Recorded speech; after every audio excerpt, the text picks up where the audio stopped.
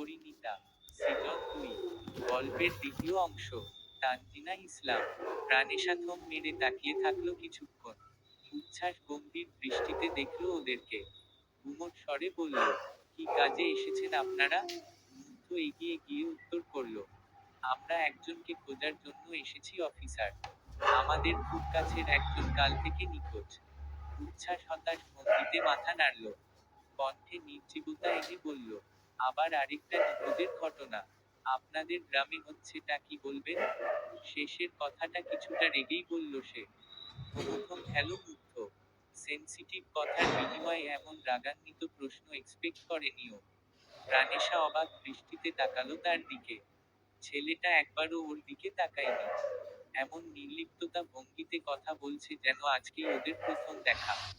ভুলে গেল ওকে মাত্র কয়েকদিন আগেরই তো ঘটনা, এর মধ্যে ভুলে গেল। প্রাণেশা নিজেই নিজেকে ধমকালো। ও মনে রাখতে পেরেছে এর মানে এই না যে ছেলেটারও মনে থাকবে। উচ্ছ্বাস তপ্ত স্বরে বলল, নতুন এমপি নির্বাচিত হওয়ার পর থেকে এসব ঘটনা বেশি ঘটছে শুনেছি। এর আগে নাকি গ্রামের পরিস্থিতি ঠান্ডা ছিল, এসব কি সত্যি? তেতে উঠল প্রাণেশা। নিজেদের সামনেই দলের প্রতি এত বড় অভিযোগ মেনে নিতে পারল না। তবুও নিজেকে সামলে প্রখর স্বরে বলল, দেখুন, পুরোটাই বানোয়াট কাহিনী। নির্বাচনের আগেও এসব ঘটনা ঘটেছিল, কিন্তু নির্বাচনের কারণে সব চাপা পড়ে গিয়েছিল। কিন্তু এখন সব এক্সট্রাভাবে হাইলাইট করা হচ্ছে বদনাম করার জন্য। আগে যে গ্রামের মানুষ স্বর্গের স্বাদ পেত এমনও না কিন্তু। প্রথমবারের মতো উচ্ছ্বাস ভ্রুকুঁচকে তাকালো প্রাণেশার দিকে। পরক্ষণেই মুগ্ধর দিকে তাকিয়ে বলল, উনি কে? আমাদের বন্ধু। উচ্ছ্বাস বাঁকা হাসল। বিদ্রুপ করে বলল, উনাকে চুপ করতে বলুন। মেয়েদের সাথে তর্ক বিতর্ক করার কোনো রুচি আমার নেই। ওদের বুদ্ধি থাকে হাঁটুতে। বুঝে কম চিল্লায় বেশি। অপমানে কান ঝা ঝা করে উঠল প্রাণেশার। রাগে ক্ষোভে গালে দেখা দিল লাল আভা। তাজিম মুখ লটকে তাকালো। মুগ্ধ ভয়ে ভয়ে তাকালো প্রাণেশার দিকে। রাগে ফুঁসতে দেখে আমতা আমতা করে বলল, আমার ফ্রেন্ড ওদের মতো না। Seriously intelligent. উচ্ছ্বাস ঠোঁট বাঁকিয়ে তার চিল করে হাসল। প্রাণেশা দাঁতে দাঁত চেপে তাকালো ওর দিকে। পরক্ষণেই সিরিয়াস হলো উচ্ছ্বাস। প্রখর স্বরে বলল, যে লাশটা কাল পাওয়া গেছে তার এখনো কোনো আইনে কোথায় পাওয়া যায়নি। না পরিবারের কারো খোঁজ পাওয়া গেছে। কেউ তার জামিন নিয়েও আসেনি। আমরা এখান থেকে সোজা মর্গেই যেতাম। আপনারা চাইলে আসতে পারেন আমাদের সাথে। ইনভেস্টিগেশন করার দায়িত্ব নিয়েই আমরা এসেছি। তাই আপনাদের খুনিকে খুঁজে দেওয়ার দায়িত্ব আমাদের। মুগ্ধ মাথা নাড়ল। উচ্ছ্বাস বেঁচে থাকা সবাইকে দ্রুত হাতে কাজ গোছানোর তাগাদা দিল। প্রাণেশা মুখ গোমড়া বসে আছে গাড়িতে। তাজিমের হাসতে হাসতে অবস্থা কাহিল। কিছুক্ষণ পরপর পিঞ্চ মারছে প্রাণেশাকে। আর ঠোঁট গোল করে বলছে, মেয়েরা বুঝি কম চিল্লায় বেশি। আর সহ্য হলো না প্রাণেশার, জোরে ধমক দিল ও। তাজিম চুপ হয়ে গেল। পিক পিক করে হেসে বাবু হয়ে বসল। সামনে একটা গাড়িকে অনুসরণ করে যাচ্ছে ওরা। প্রাণেশা মনে মনে একজনের গোষ্ঠী উদ্ধার করছে। সেদিন রাতে দেখে কতটা ইনোসেন্ট মনে হয়েছিল ছেলেটাকে। হাসি খুশি প্রাণখোলা একজন মনে হয়েছিল। কিন্তু না, ছেলেটা ইনোসেন্ট না, উল্টো আস্ত একটা হাড় বজ্জা। প্রাণেশা বিড়বিড় করে বলল, অসৎ করে এত বড় কথা বললি তো আমাকে, তুই কি মনে করেছিস প্রাণেশা ছেড়ে দিবে তোকে? প্রাণেশা নিজের প্রতিশোধ নিয়েই ছাড়ে। চোখের জল নাকের জল একসাথে করে, যদি আমি তোকে কাঁদাতে না পারি তবে আমি আমার নাম বদলে ফেলবো। এমনভাবে কাঁদাবো না, সারা জীবন মনে রাখবি আমাকে। গাড়ির ব্রেক কষল মুগ্ধ। প্রাণেশা নিজের ভাবনা ছেড়ে বেরিয়ে আসে। সামনে গাড়িটা থেমে গেছে একটা হসপিটালের সামনে। দৌড় খুলে বের হলো তিনজনে। মুগ্ধ দুজনকে ছেড়ে দৌড়ে যায় উচ্ছ্বাসের কাছে। চিন্তিত বদনে গড়গড় করে বলে কিছু একটা। কিন্তু দূরত্বে থাকা প্রাণেশা আর তাজিম তা শুনতে পায় না। সবাই মিলে প্রবেশ করে হসপিটালে। সামনে সিআইডি টিমের কয়েকজন হাঁটছে, সাথে একজন ডক্টর। মুগ্ধ কন্টিনিউয়াসলি কথা বলছে উচ্ছ্বাসের সাথে। প্রাণেশা আর তাজিম যাচ্ছে পিছু পিছু। তাজিম ভাবলেশীন আর প্রাণেশা গোমরা মুখে ধীর পায়ে হেঁটে যাচ্ছে। গ্রাউন্ড ফ্লোরের নিচেও একটা ফ্লোর আছে, যেটা আপেক্ষিকভাবে মাটির নিচে কল্পনা করা হয়। গ্রাউন্ড ফ্লোর থেকে সোজা সিঁড়ি চলে যায় গহীনে। পুকুরে একটা জায়গা পেরিয়ে যাচ্ছে ওরা। প্রাণেশা বিদ্যুৎ দৃষ্টিতে তাকালো চারপাশে। এরকম কখনো মর্গে যায় কি ও? মার্ডার কেসের ভিকটিমদের এরকম একটা আলাদা জায়গায় রাখা হয়। প্রাণেশা তাজিমের হাত শক্ত করে আঁকড়ে ধরল। বুকের মধ্যে দ্রিমদ্রিম আওয়াজ হচ্ছে। তাজিম কোনা চোখে চেয়ে আগলে নেয় ওর হাত। ফিসফিসিয়ে বলে, ভয় পাস না, আমরা আছি সবাই। প্রাণেশা চুপচাপ দাঁড়িয়ে আছে বাইরে, মর্গের বাইরে। বুকের মধ্যে ধুরুধুরু উদ্বুদ্ধ হচ্ছে ওর। এতক্ষণ একজনের ডাকে দিকবিদিক শূন্য হয়ে পড়লে এবার ডাকের বদলে জমা হয়েছে একরাশ আতঙ্ক। ভয় মর্গে ঢোকার সাহস হয়নি ওর। মূলত ভয়কে পাশে রেখে ও সাহস করে ঢুকতে চেয়েছিল। কিন্তু তাজিম আর মুগ্ধ ওকে ভেতরে নিয়ে যায়নি। বাইরে দাঁড় করিয়ে দিয়ে গেছে। প্রাণেশা চোখ বুলিয়ে নেয় একবার আশেপাশে। লং বারান্দায় একটা ঝুলন্ত নিভৃত লাইট জ্বলছে। কেমন একটা ভৌতিক পরিবেশ। মিস চমকে তাকালো প্রাণেশা। এতক্ষণ অকুল ভাবনায় ডুবে থাকার ফলে আচমকা ডাকে আতঙ্কিত হয়ে তাকালো ও। পিছিয়ে গেল কয়েক পা। ভয়ার্ত দৃষ্টি দেখে উচ্ছ্বাস ঠোঁট বাঁকা করে হাসল। ব্যঙ্গ করে বলল, বাহ, আমি তো মনে করেছিলাম ব্রেইভ গার্ল ভয় পায় না। প্রাণেশা ভয়ে ভুলে বসে তাকালো। বৃষ্টি দিয়ে ঝলসে দিতে পারলে ভালো হতো। ওর ভয় উচ্ছ্বাস আবার হাসে। তর্জনী দিয়ে নাক ছুঁয়ে বলে, এই আক্রমণাত্মক বৃষ্টিই আশা করেছিলাম। প্রাণেশাকে বিদ্যুৎ বৃষ্টিতে মানায় না। প্রাণেশা বিহ্বল চিত্তে তাকালো তার দিকে। রোদের বিনিময়ে দেখা দিল একরাশ চিত্তবিভ্রম। সরু চোখে তাকালো সামনের মানুষটার চোখের মনিতে। বাদামি চোখ জোড়ায় একরাশ কৌতুক। আচ্ছা, ছেলেটা কি বিদেশি? উত্তর জানার ইচ্ছে জাগলো না প্রাণেশার। প্রাণেশা দৃষ্টি সরিয়ে নেয়। মিটমিট হাসল উচ্ছ্বাস। অপ্রত্যাশিত ভাবে বলল, প্রাণেশা, সুন্দর নাম। প্রাণেশা হকচকালো আবার। চঞ্চল দৃষ্টি ফেলে বোঝার চেষ্টা করলো সামনের মানুষটার উদ্দেশ্য। উচ্ছ্বাস আবার বলল, আমি তো সে রাতে আপনাকে দেখে গোস্ট বেবি মনে করেছিলাম, কিন্তু আপনি তো দেখছি হিউম্যান বেবি। এতক্ষণ নিশ্চুপ শুনে গেলে এবার বিরক্তিকর শ্বাস ফেলল প্রাণেশা। তার মানে উদয় এতক্ষণ ছেলেটা ভঙ্করে ছিল। চিনেছিল সেই শুরুতেই। প্রাণেশা প্রখর স্বরে বলল, আমি বেবি নই, কিন্তু আপনাকে দেখতে বেবি মনে হয়। ওটা আপনার বোঝার সমস্যা। তাহলে তো বলতে হয়, হাঁটুর নিচে ভুঁড়ি আপনার, আমার না। ঠিক করে হেসে দিল উচ্ছ্বাস। ঠোঁট টিপে হেসে বলল, রাগ করেছেন তাই না? আমি যার তার কথায় রাগ করি না। শক্ত কণ্ঠে বলল প্রাণেশা। উচ্ছ্বাস হাসলো আবার। কোমল স্বরে বলল, আপনাকে একটা ভালো খবর শোনাতে এসেছি। প্রশ্নবোধক দৃষ্টিতে তাকালো প্রাণেশা। উচ্ছ্বাস বলল, ভেতরে যে মরদেহ আছে, সেটা আপনার কাছের জনের না। প্রাণেশা হৃৎপিণ্ড শিথিল হলো। এতক্ষণের উৎকণ্ঠায় ঠান্ডা স্রোত হয়ে গেল যেন। কোথাও না কোথাও একটা বিশ্বাস ছিল, ভেতরের মানুষটা তুলিনা। এত সুন্দর পৃথিবীর এত ভালোবাসার মানুষ ছেড়ে মেয়েটা চলে যেতে পারে না। উচ্ছ্বাস আবার বলল, আপনি তো ভয় দেখতেই গেলেন না, তাই আমি ভাবলাম আপনার কানে খবরটা তুলে দেওয়া উচিত। কিন্তু মেয়ে? প্রাণেশা চোখ ছোট ছোট করে তাকালো। কণ্ঠে কঠোর বিশ্বাস এনে বলল, আমি মোটেই ভীতু না।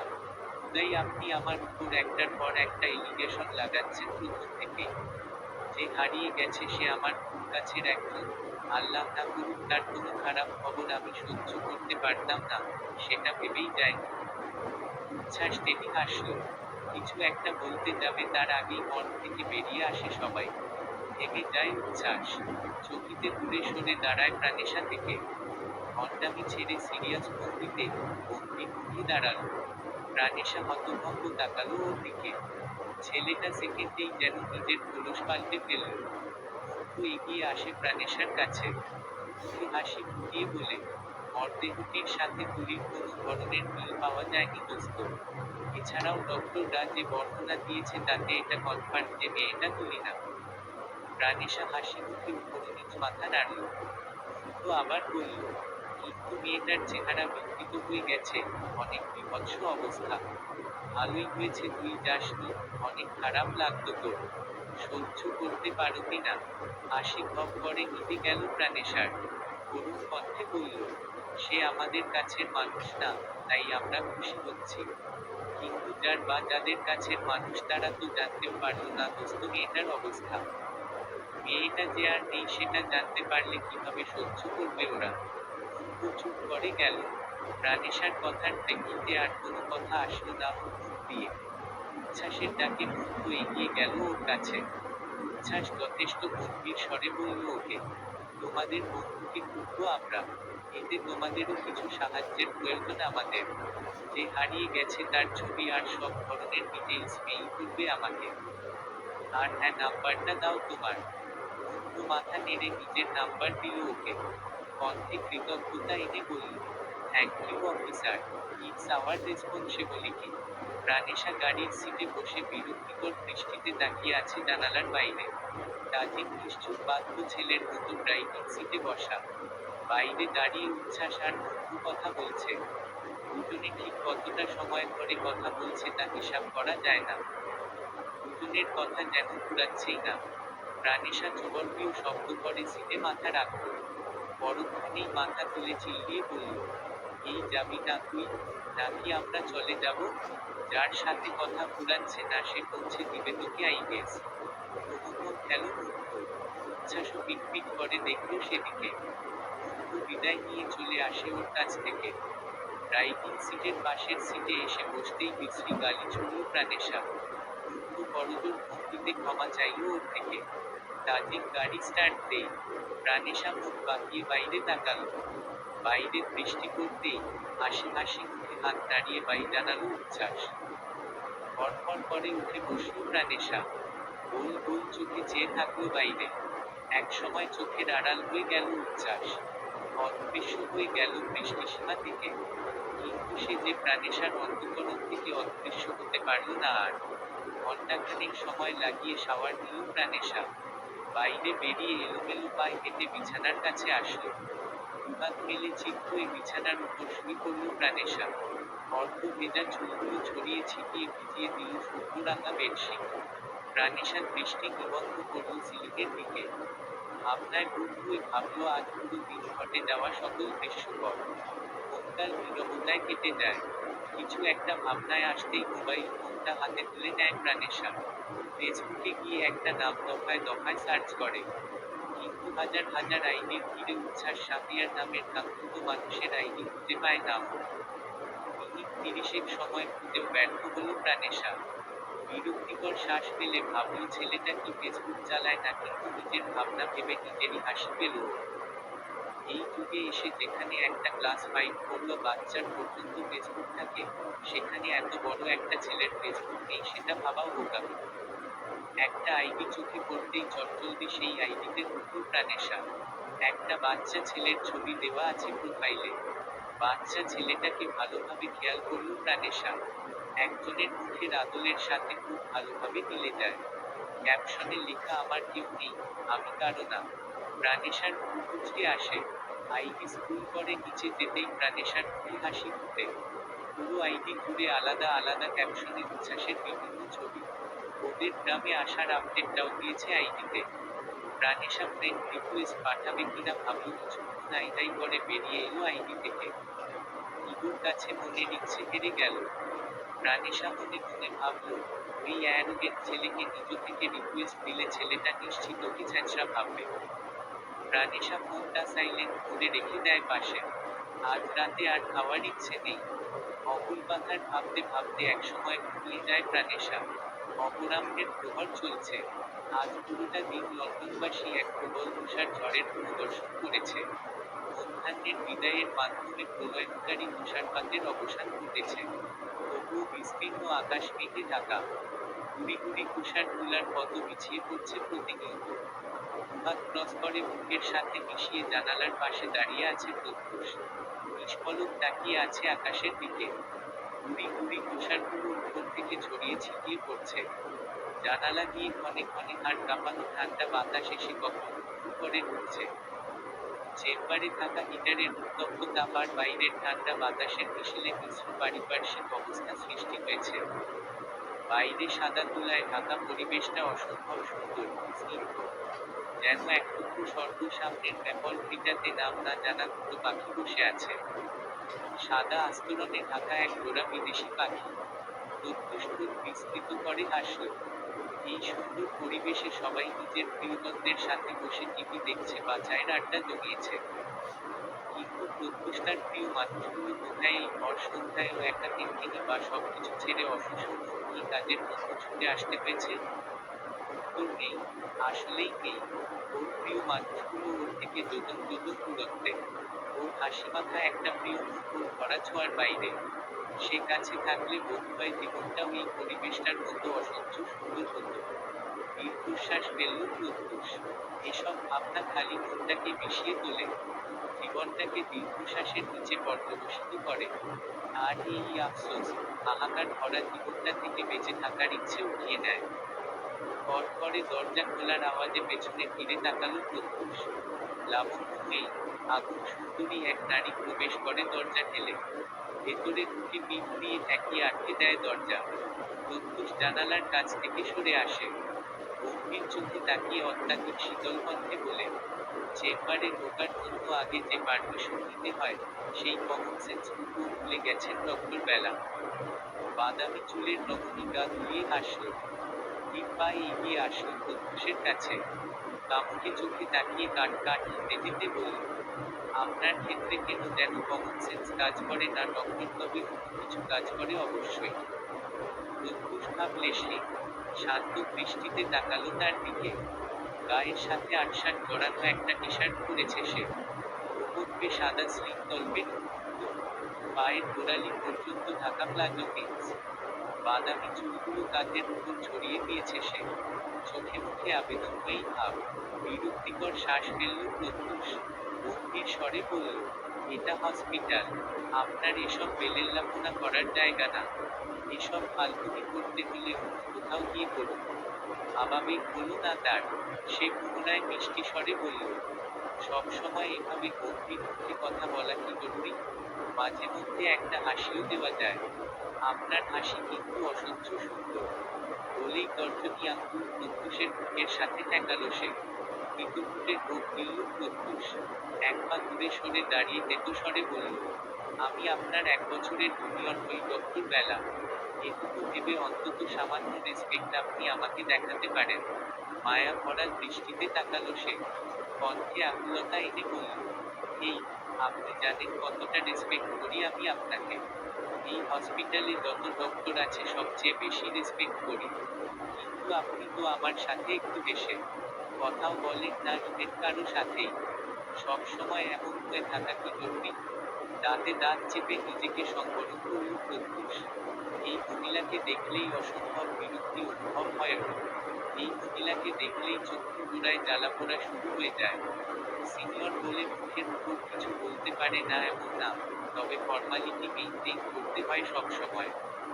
সে আবার বলল, আপনি আপনার বিবাহিত জীবনে সুখী না তাই না ডক্টর প্রত্যুষ? এজন্য সবসময় মুখ গোমড়া করে থাকেন। মুখে চুবর্তীয় শব্দ বের করল প্রত্যুষ। না, বিবাহিত জীবন নিয়ে কথা বলায় ওর কোনো মাথা ব্যথা নেই। কিন্তু এই ইংরেজরা সবসময় বাঙালিদের নামের পিঙ্কি চটকায় দেয়। ওর এত সুন্দর নামটারও কেমন দফা রফা করে দেয় সবাই। প্রত্যুষ দাঁতে দাঁত চেপে বলল, আমার বিবাহিত জীবন নিয়ে আপনাকে না ভাবলেও চলবে। আপনি নিজের জীবন নিয়ে ভাবুন। ভাবার জন্য আপনাকে দরকার। সহ্য শক্তি অতিক্রম হয়ে গেল প্রত্যুষের। দ্রুত এই মহিলার সামনে থেকে চলে যাওয়ার মুহূর্ত অনুভব করল। প্রত্যুষ গটগট পায়ে বেরিয়ে যায় কেবিন থেকে। বেলা নিজের গালে হাত ঠেকিয়ে লাজুক দৃষ্টিতে তাকালো ওর যাওয়ার দিকে। বিড়বিড় করে বলল, such a cute Bengal man. প্রভাতের আগমন ঘটেছে সেই অনেকক্ষণ হবে। তবু রবির স্নিগ্ধ আলোতে তেজের রেশ মাত্র নেই। শীতের সকালে সূর্যিমামা ধরণীর বুকে অতটা প্রভাব খাটায় না। শুধু নরম উজ্জ্বল আলোয় পৃথিবী ঝলমলিয়ে ওঠে। প্রাণিশা ধীর পায়ে হাঁটছে। হালকা বাতাস বহমান আজ। বাতাসের তোপে খোলা চুলগুলো চোখে মুখে উপচে পড়ছে। প্রাণিশা এক হাতে নিজের চুল সামলে কানের পিছনে গুঁজে দিল। একটা সাদা সালোয়ার ওর পরনে। চোখে মুখে ভাবনা স্পষ্ট। কিন্তু কি নিয়ে ভাবছে সেটা নিয়ে প্রাণিশা নিজেও সন্দিহান। হাঁটতে হাঁটতে এক সময় পার্লামেন্টের গেইটের কাছে পৌঁছে গেল ও। কিন্তু কিছু দূর গিয়ে থেমে যায় প্রাণেশা। সামনে জটলা বেঁধেছে। বন্ধ। দাদিমার ওর মামার সাথে দাঁড়িয়ে আছে কয়েকজন। প্রাণেশা ভালোভাবে খেয়াল করল। উচ্ছ্বাসকে চোখে পড়তেই গোল গোল চোখে তাকালো ও। আশ্চর্য, ছেলেটা এখানে! ওদের পার্লামেন্টে আসবে কোত্থেকে? কালকে রাতে উলটপালট ভাবতে ভাবতে প্রাণেশা স্বপ্নেও দেখেছে ওকে। এখন আবার হ্যালুসিনেশনে ভুগছে নাকি? প্রাণেশা চোখ কচলে তাকালো আবার। না, ও ঠিকই দেখছে। সে সত্যি সত্যিই এসেছে, হ্যালুসিনেশনে না। কিন্তু হঠাৎ এখানে কেন আসলো সে? প্রাণেশা এগিয়ে যায় সামনে। গ্রামের রিসেন্ট সিচুয়েশন নিয়ে এমপির সাথে কথা বলতে এসেছিল উচ্ছ্বাসের টিম। যেহেতু ওরা একটা রেসপন্সিবিলিটি নিয়ে গ্রামে এসেছে, সেহেতু এমপির সাথে কথা বলাটা বা ওদের ডিসিশন জানানোটা সবচেয়ে বেশি গুরুত্বপূর্ণ ছিল। কথার এক পর্যায়ে ইয়াসির আহমেদ মুচকি হেসে বলল, আপনাদের কোনো সমস্যা হলে অবশ্যই আমাকে ইনফর্ম করবেন। বন্ধু বা দাদিকে বললেও হবে। আমরা আপনাদের সাহায্য করার সম্পূর্ণ চেষ্টা করব। জি অবশ্যই। গম্ভীর মুখে একটু হাসি ফুটিয়ে বলল উচ্ছ্বাস। ইয়াসির আহমেদ বিদায় জানিয়ে চলে আসে সেখান থেকে। পরক্ষণে উচ্ছ্বাস তাকালো মুন্টুর দিকে। চোখ ছোট ছোট করে বলল, গতকালকে যখন দেখা হলো, তুমি আমাকে বললা না কেন তোমরা যে ইয়াসির আহমেদের দলের লোক? মুন্টু আমতা আমতা করে হাসল। নিম্ন স্বরে বলল, সরি অফিসার, আমরা আসলে নিজেদের পরিচয় গোপন রেখেই ওকে খুঁজতে চেয়েছিলাম। এজন্যই নতুন এমপি নিয়ে কথা বলায় তোমার বান্ধবী কালকে ছাদ করে উঠেছিল, তাই না? মাথা দিয়ে হাসল মুন্টু। নম্র কণ্ঠে বলল, প্রাণেশার মামা হন তিনি। উচ্ছ্বাস অবাক হয়ে বলল, সত্যি? বলেই মুন্টু উপরনিচ মাথা নাড়ে। তুমি বলছি বলে রাগ করছো না তো? তুমি যেহেতু আমার ছোট, সে হিসেবে তোমাকে তুমি বলাই যায়, কি বলো? উচ্ছ্বাস কোমল স্বরে বলল, অবশ্যই অফিসার, কেন নয়? ভাইয়া ডেকো। অফিসারটা কেমন যেন মুরব্বি মুরব্বি লাগে। আর আমাদের তো এখন প্রতিনিয়ত দেখা হতেই থাকবে। মুচকি হাসল মুন্টু। নিষ্কৃষি মনের মধ্যে একটা বিশাল জায়গা দখল করে নিচ্ছে ছেলেটা। সব সময় গম্ভীর বদনে থাকলেও ছেলেটার মনটা কি ভাবল মুন্টু। প্রাণেশাকে ইয়াসির আহমেদের সাথে কথা বলতে দেখে মুন্টু বলল, ওই তো প্রাণেশা। উচ্ছ্বাস দৃষ্টি সরিয়ে তাকালো সেদিকে। প্রাণেশা কথা শেষ করে এগিয়ে আসছে। ওদের কাছে আসতেই মুন্টু উদ্বিগ্ন স্বরে বলল, কি রে, আজ এত দেরি হলো যে? ঘুম ভাঙেনি? নিরস উত্তর প্রাণেশার। পরক্ষণেই কোনা চোখে একবার উচ্ছ্বাসকে পরখ করল প্রাণেশা। চটজলদি আবার দৃষ্টি সরিয়ে আনে। কিন্তু উচ্ছ্বাসের প্রখর দৃষ্টি দেখে নিল ওকে। ঠোঁট কামড়ে হাসল সে। মুন্টুর উদ্দেশ্যে তীক্ষ্ণ স্বরে বলল, মুন্টু, তোমাদের দলে কি কোনো রুলস বা রেগুলেশন নেই? না মানে? যার যখন ইচ্ছা তখন আসতে পারে? প্রাণশা ফুঁসে তাকালো তার দিকে। ভ্রু নাচিয়ে তাকালো সে। হঠাৎ তাকে উত্তর করল, রুলস সবার জন্য থাকলেও প্রাণেশার জন্য নেই। কেন? ভ্রুকুটি গুটিয়ে প্রশ্ন করল সে। কারণ ও আমাদের দলের সভাপতি। দুই গালে দুহাত ঠেকিয়ে অবাক হওয়ার ঢং করল উচ্ছ্বাস। ঠোঁট গোল করে বলল, মেয়েরাও সভাপতি হতে পারে? আর ওনাকে দেখতেই তো বেবি বেবি লাগে। মান্য করে কেউ? দলের কাজ এগুই কি করে? সেটা নিয়ে আপনাকে না ভাবলেও চলবে। প্রাণেশা চিবিয়ে চিবিয়ে বলল। আগুন ঠিকরে পড়ছে যেন ওর দৃষ্টি দিয়ে আবার হাসল সে। হাসি মুখে দেখল প্রাণেশাকে। প্রাণেশা বুকের সাথে হাত তুলে দাঁড়ালো। এটিটিউড নিয়ে বলল, আমি প্রিয়া বাড়ির মেয়ে, ওকে আদ্রিকা প্রিয়া প্রাণেশা। এখনো এমন কেউ জন্ম হয়নি যে প্রাণেশাকে মান্য করবে না। ও আচ্ছা, প্রিয়া বাড়ির মেয়ে আপনি? যদিও গ্রামে পা রাখার পর থেকেই প্রিয়া বাড়ি নিয়ে অনেক সুনাম শুনেছি আমি। কিন্তু আপনি আমাকে বলবেন না আপনার আরো একটা নাম আছে? হুয়া। ঠিক করে হেসে দিল মুন্টু। হাসি কন্ট্রোল করে বলল, আমি ওকে এই নামেই ডাকি ভাইয়া। বাহ, আপনার আর আমার মেন্টালিটি দেখি মিলে যায়। হোয়াট এ কোইন্সিডেন্স, হাসি মুখে বলল উচ্ছ্বাস।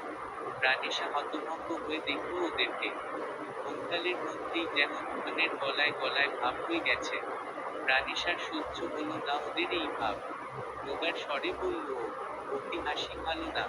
বেশি হাসলে পরে বেশি কাঁদতে হয়। উচ্ছ্বাস হাস্যোজ্জ্বল চোখে তাকালো ওর দিকে। শোভন কণ্ঠে বলল, অনেক আগের জোকস। হাসলে মন ভালো থাকে। যেমন আমি সবসময় গম্ভীর হয়ে থাকার ঢং করি। নিজের প্রফেশনের সাথে সখ্যতা রাখার জন্য। কিন্তু হাসি আটকে রাখতে পারি না বেশিক্ষণ। আমার হাসি উচ্ছ্বসিত হয়ে বেরিয়েই আসে। প্রাণেশা মুখ বাঁকালো। গটগট পায়ে যেতে যেতে বলল, আপনার হাসি দেখতে খুবই বিশ্রী। মাঝখানে কেটে গেছে কয়েকদিন। স্রোতের মতো পাল্লা দিয়ে কেটে গেছে অনেকটা সময়। শীতের প্রখরতা বেড়েছে কয়েকগুণ। গ্রামে মাঝে মধ্যে অতিথি পাখিরা ধর্ণা দেয়। প্রকৃতির পালা বদল হলেও কিছু মানুষের জীবনে আসেনি কোনো ধরনের পরিবর্তন।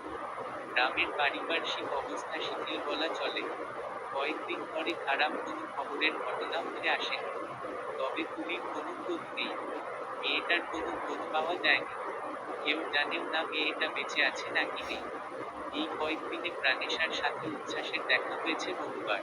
দাদিমার মুগ্ধর সাথেও ভালো বন্ধুত্ব হয়েছে ওর। ছেলেরা খুব তাড়াতাড়ি নিজেদের মধ্যে মিলমিশ করে বন্ধুত্ব পাতিয়ে ফেলে। কিন্তু প্রাণেশার সাথে এখনো তার বাঁশ মারামারি কাহিনী রয়ে গেছে। কেউ কাউকে এখনো একচুল পরিমাণ ছাড় দেয় না। তেমনই এক উত্তপ্ত দুপুরে প্রাণেশা দাঁড়িয়ে আছে একটা সুপার শপের সামনে। জ্বলন্ত সূর্যটা মাথার উপর দপদপ করে জ্বলছে। এই ফ্যাসফ্যাসে দুপুরে শীত নাকি গ্রীষ্ম ঋতু চলছে তা বোঝা যায়। ওদিকে রাতে কনকনে ঠান্ডায়, আর কাঁপানো শীত করে। কিন্তু দুপুরে পুরোটাই ভিন্ন চিত্র। ঘেমে নিয়ে একাকার অবস্থা ওর। কপালে বিন্দু বিন্দু ঘামের ফোঁটা জমেছে। পিঠের দিকের লেডিস টি শার্ট ভিজে চুপচুপে হয়ে আছে। কানের পাশ দিয়ে জীবনধারায় ভেজা তরল গড়িয়ে পড়ে। ফোঁস করে শ্বাস ফেলল প্রাণেশা। বমিতেই করে ঝুঁটি করা চুলগুলো এক হাতে সামনে এনে দিল। দোকানিকে তাগাদা দিল দ্রুত হাতে জিনিসগুলো দেওয়ার জন্য। দোকানির বলা আইসক্রিমগুলো প্যাক করে দিল ওর হাতে। প্রাণেশা দাম মিটিয়ে ধীর পায়ে সামনে হাঁটা দেয়। রাস্তার সাইডে আসতেই থেমে যায় ও। উচ্ছ্বাস নিজের গাড়ির সাথে হেলান দিয়ে দাঁড়িয়ে আছে। চোখে ব্ল্যাক সানগ্লাস, হাত দুটো জিন্সের পকেটের মধ্যে গুঁজে রেখেছে। ব্ল্যাক কালারের একটা শার্ট পরনে, বুকের উপর দুটো বোতাম খোলা। প্রাণেশাকে দেখতেই ঠোঁট বাঁকিয়ে হাসল। ধীর পায়ে এগিয়ে আসলো ওর কাছে। চোখ থেকে সানগ্লাস নামিয়ে হাসি মুখে দাঁড়ালো। প্রাণেশা শিথিল চোখে তাকালো তার দিকে। ইগনোর করে সামনে এগিয়ে যাবে তার আগেই উচ্ছ্বাস হাত দিয়ে আটকে দেয়। প্রাণেশা চমৎকীয় শব্দ করে থেমে যায়। উচ্ছ্বাস কণ্ঠে তাচ্ছিল্যের সুর এনে বলল, এটিটিউড দেখাচ্ছ মেয়ে। প্রাণেশা দু পা পিছিয়ে এসে ওর মুখোমুখি দাঁড়ায়। নির্জীব স্বরে বলে, কি বলবেন বলুন। বিরক্তি দেখালে কেন ওটা বলো আগে। প্রাণেশা বড় করে শ্বাস ফেলল। ধীর স্বরে বলল, পথ আটকালেন তাই। কাজ আছে নিশ্চয়ই তাই আটকেছি। শুধু শুধু তোমার পথ আটকে আমার লাভ কি? কি কাজ? উত্তর দিল না উচ্ছ্বাস। প্রাণেশার হাতের দিকে তাকিয়ে ভ্রু কুঁচকে বলল, এসব কি? আইসক্রিম? আইসক্রিম কেন? মানুষ আইসক্রিম কেন নেয়? মুখ খেল উচ্ছ্বাস। আমতা আমতা করে বলল, না, মানে এসব কেনার জন্য এসেছো এখানে? কি যেন বলবেন বলছিলেন? অনেক লম্বা কাহিনী, সময় নিয়ে বলতে হবে। আমার সাথে গাড়িতে উঠো, আমি তোমাকে ড্রপ করে দিব। প্রাণেশা না করল না। এই ব্যবসা গরমে অবস্থা কাটিল। সম্মতি জানিয়ে হাঁটা ধরল ওর সাথে। উচ্ছ্বাস আগে আগে এগিয়ে যায়। ফ্রন্ট বুট খুলে ইশারা দিয়ে বসতে বলে প্রাণেশাকে। প্রাণেশা ধীর গতিতে যেয়ে বসল। উচ্ছ্বাস গিয়ে ড্রাইভিং সিটে বসল। প্রাণেশাকে উদ্দেশ্য করে বলল, সিট বেল্ট বাঁধো। দরকার নেই। উচ্ছ্বাস নিজে গিয়ে সিট বেল্ট বেঁধে দিল ওর। গাড়ি স্টার্ট দিয়ে ব্যগ্র স্বরে বলল, সব সময় দোক্তারামি করা জরুরি তাই না? উচ্ছ্বাস ড্রাইভিং করার ফাঁকে ফাঁকে বোনা চোখে দেখছে প্রাণেশাকে। গম্ভীর মুখে বাইরে তাকিয়ে আছে ও। গরমের তোপে পুরো মুখ লাল বর্ণ ধারণ করেছে। উচ্ছ্বাস এসি অন করে দেয়। কিন্তু এসির ঠান্ডা বাতাস লাগলো না ওদের গায়ে। প্রাণেশা জানালা খোলা রেখেছে। বাইরে থেকে সাই সাই করে বাতাস ঢুকছে। সেখানে এসির বাতাস এসে কুলাতে পারছে না। তবুও উচ্ছ্বাস প্রাণেশাকে জানালা বন্ধ করতে বলল না। প্রাণেশা নিজেই সরে এলো জানালার কাছ থেকে। সামনে তাকিয়ে বলল, কি যেন বলবেন বলেছিলেন? গাড়ি আঁকুড়ি কেন? এমনি, ভালো লাগছিল না। পার্লামেন্টে যাব, ওখানে নামিয়ে দিয়ে। ওখান থেকে এসেছো, তাও এই আইসক্রিমগুলো দিতে? হ্যাঁ, আজকে সবাই আইসক্রিমের ট্রিট চেয়েছে আমার কাছে। কেন স্পেশাল কিছু আছে আজকে? না, হুদাই। এই রোদের মধ্যে হেঁটে আসার দরকার কি ছিল? যদি মাথা ঘুরে পড়ে যেতে? উত্তর করল না প্রাণেশা। আসলেই মাথা ঘুরে পড়ে যাওয়ার মতোই রোদ করছে। উচ্ছ্বাস নিশ্চুপ ড্রাইভিংয়ে মত্ত। নীরব পরিবেশে ফোনের রিংটোন ঘন্টার তুলে বাজল। প্রাণেশা নিজের পার্স থেকে ফোন বের করে। প্রিয়মের নাম্বার দেখে ভ্রুকুটি ঘুরিয়ে তাকাল। এই অসময়ে ফোন করার কারণ খুঁজে পায় না। উচ্ছ্বাস চোখের ইশারায় কার ফোন জিজ্ঞেস করে। প্রাণেশা শান্ত স্বরে উত্তর দিল, আমার ভাই। ফোন রিসিভ করতেই ওপাশের কথা শুনে ফোন মেরে গেল প্রাণেশা। ফোনকাল কর্তব্যবিমূঢ় হয়ে বসে থাকল। ওপাশ থেকে কল কেটে দিয়েছে সেই কখন, তবুও প্রাণেশার নড়চড় নেই। উচ্ছ্বাস ভ্রু কুঁচকে তাকালো ওর দিকে। ধীর স্বরে ডাকল, প্রাণেশা। প্রাণেশা কেঁপে উঠল। মাথা নিয়ে দুহাতে মুখ থেকে কাঁপা কাঁপা কণ্ঠে বলল, একটু সিটি হসপিটালে যেতে পারবেন? সিটি হসপিটালে কেন? কি যে এভরিথিং ওকে? উচ্ছ্বাস উদ্বিগ্ন হয়ে জিজ্ঞেস করল। প্রাণেশা দুপাশে মাথা নাড়ে, ভাঙা গলায় বলে, কিচ্ছু ঠিক নেই উচ্ছ্বাস। আমার খুব কাছের একজন অসুস্থ। হসপিটালে নিয়ে গেছে তাকে। আমাকে একটু পৌঁছে দিন না প্লিজ। উচ্ছ্বাস গাড়ি ঘোরালো। গ্রাম থেকে বেশ খানিকটা দূরে, শহরের কাছাকাছি হসপিটালের অবস্থান। এখান থেকে যেতেও প্রায় ঘন্টাখানেক সময় লাগবে। উচ্ছ্বাস ফিরে তাকালো প্রাণেশার দিকে। মাথা নিয়ে দুহাতে মুখ থেকে বসে আছে এখনো। অনেক অনেক কাঁপছে। উচ্ছ্বাস দেনামোনা করে ডাকল প্রাণেশাকে। উত্তর দিল না ও। একই ভঙ্গিতে বসে থাকলো। উচ্ছ্বাস এক হাতে ওর মুখ থেকে হাত সরানোর চেষ্টা করে। প্রাণেশা ঝরঝর করে কেঁদে দিল। উচ্ছ্বাস কোমল স্বরে বলল, আমার সামনে কাঁদতে পারো। প্লিজ কোনো পিঞ্চ মারবো না তোমাকে। এভাবে মুখ লুকিয়ে কাঁদলে মনে শান্তি আসবে না যে। প্রাণেশা ত্রস্ত হাতে নিজের চোখ মুছল। সিটের সাথে গা এলিয়ে দিয়ে ভেজা গলায় বলল, কতক্ষণ লাগবে পৌঁছাতে? মিনিট 30। প্রাণেশা চোখ বন্ধ করে মাথা রাখল সিটের সাথে। উচ্ছ্বাস ফের শুধালো, তোমার কি হয় জানতে পারি? আমার বড় আব্বু। উচ্ছ্বাস চুপ করে গেল। গাড়ির স্পিড বাড়িয়ে ফুল স্পিডে আনল। পুরো রাস্তা দুজনের আর কোনো কথা হলো না। অনেকটা সময় পেরিয়ে অবশেষে গাড়ি হসপিটালের সামনে এসে থামল। প্রাণেশা কোনো দিকে না তাকিয়ে চটজলদি নামল গাড়ি থেকে। উচ্ছ্বাসও নেমে দাঁড়ায় গাড়ি থেকে। প্রাণেশা দৌড় দিবে তার আগেই উচ্ছ্বাস ওর হাত টেনে ধরল। প্রাণেশা প্রশ্নবোধক দৃষ্টিতে তাকালো ওর দিকে। নির্লিপ্ততা ভঙ্গিতে সে উত্তর করল, বেবিদের সবসময় চোখে চোখে রাখতে হয়, হাত ধরে থাকতে হয়। নয়তো তাদের হারিয়ে যাওয়ার সম্ভাবনা থাকে। বলেই ওর হাত ধরেই হসপিটালের ভেতরে গেল। প্রাণেশা আকুপাকু মুখ নিয়ে ভেতরে ঢুকল। চেষ্টা করেও ছাড়াতে পারল না ওর হাত। উচ্ছ্বাস আশেপাশে তাকিয়ে প্রশ্ন করল, তোমার বড় আব্বু কোন ফ্লোরে অ্যাডমিট আছে, জানো? ওর উল্টে তাকালো প্রাণেশা। ওর ফেসের ভঙ্গিমা দেখেই বোঝা গেল প্রাণেশা জানে না। উচ্ছ্বাস টেনে এসে বলল, সাথে কি তোমাকে বেবি বলি আমি কোন ফ্লোরে আছে, কোন কেবিনে আছে তা না জেনেই খুঁজতে চলে এলে? ফোন দিয়ে জিজ্ঞেস করো ফ্যামিলির কাউকে। প্রাণেশা ফোন দিল প্রিয়কে। সাথে সাথে রিসিভ করলো ও। জানালো কোন ফ্লোরে আছে ওরা। প্রাণেশা উচ্ছ্বাসের দিকে তাকিয়ে বলল, আটতলায় নাম্বার কেবিনে। ওকে, চলো। বলেই হাত টেনে নিয়ে গেল ওকে। লিফটের সামনে এসে দেখল মানুষের উপচে পড়া ভিড়।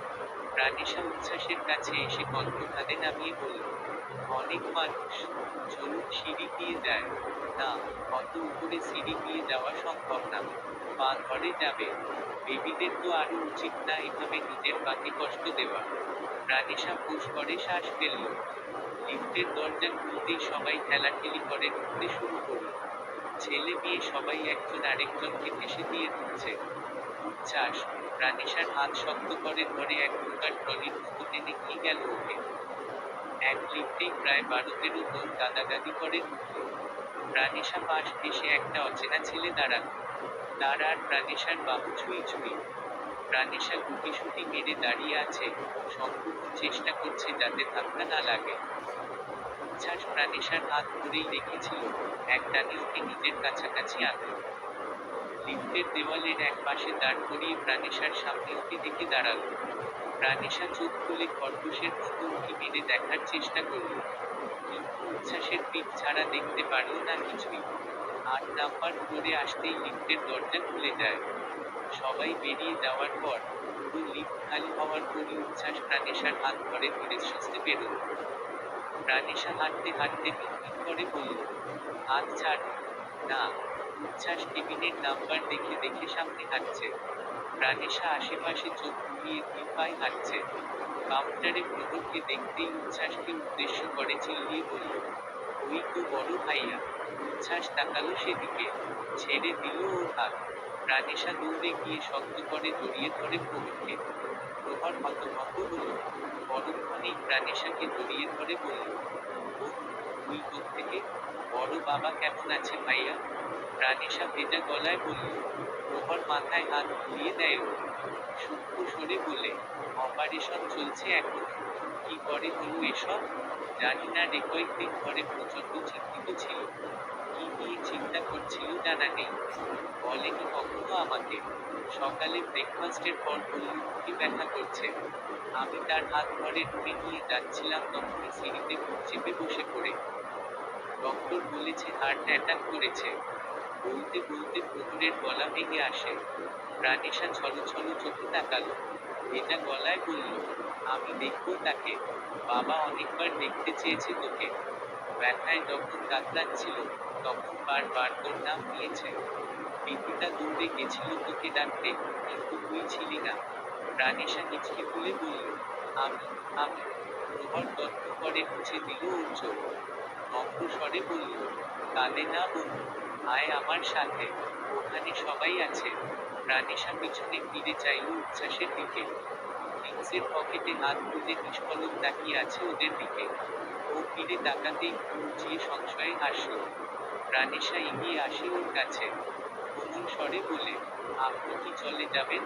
এসেই যখন করেছি তোমার বড় বাবাকে দেখে যায়। আচ্ছা, আসুন। প্রাণেশা ওকে নিয়ে আসলো প্রহরের কাছে।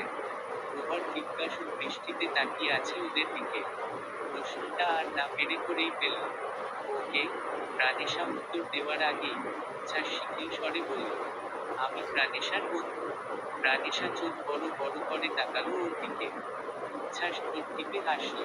প্রহর প্রাণেশার দিকে তাকিয়ে সন্দিহান স্বরে বলল, সত্যিই বন্ধু?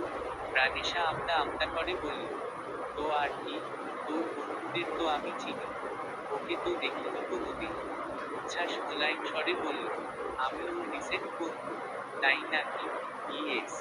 প্রহর কর্মঠ করল ওর সাথে। বিনীত স্বরে বলল, আসুন। উচ্ছ্বাস এগিয়ে যায়। প্রাণেশা আর প্রহর সামনে সামনে হাঁটছে। হাঁটার মাঝেই প্রহর প্রাণেশার কানে কানে বলল, কখন থেকে নিজের বয়সের চেয়েও বড় বন্ধু বানাতে শুরু করেছিস? বন্ধুত্বে বয়স কোনো ফ্যাক্ট না। বলেই প্রাণেশা ইস্ত হাসল। প্রহর চোখ ছোট ছোট করে তাকালো ওর দিকে। কেবিনের সামনে আসতেই প্রাণেশা, প্রিয়ম আর পিয়াজ প্রিয়ার দেখা পেল। প্রিয়ম এগিয়ে আসলো ওদের কাছে।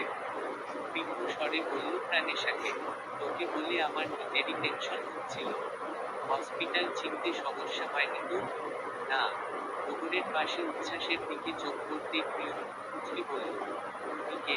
প্রাণের বন্ধু। প্রহর ঠোঁট গোল করে বলল। প্রিয়ম না কুচিয়ে তাকালো প্রাণেশার দিকে। শানিত স্বরে বলল, তোর এই বন্ধুকে তো কোনোদিন দেখিনি। তুইও দেখিসনি তাই না? প্রহর ঝটপট বলল, হ্যাঁ, কোনোদিন দেখিনি। তোমরা দুজন বোঝাতে চাইছোটা কি? প্রাণেশা গাল ফুলিয়ে প্রশ্ন করল।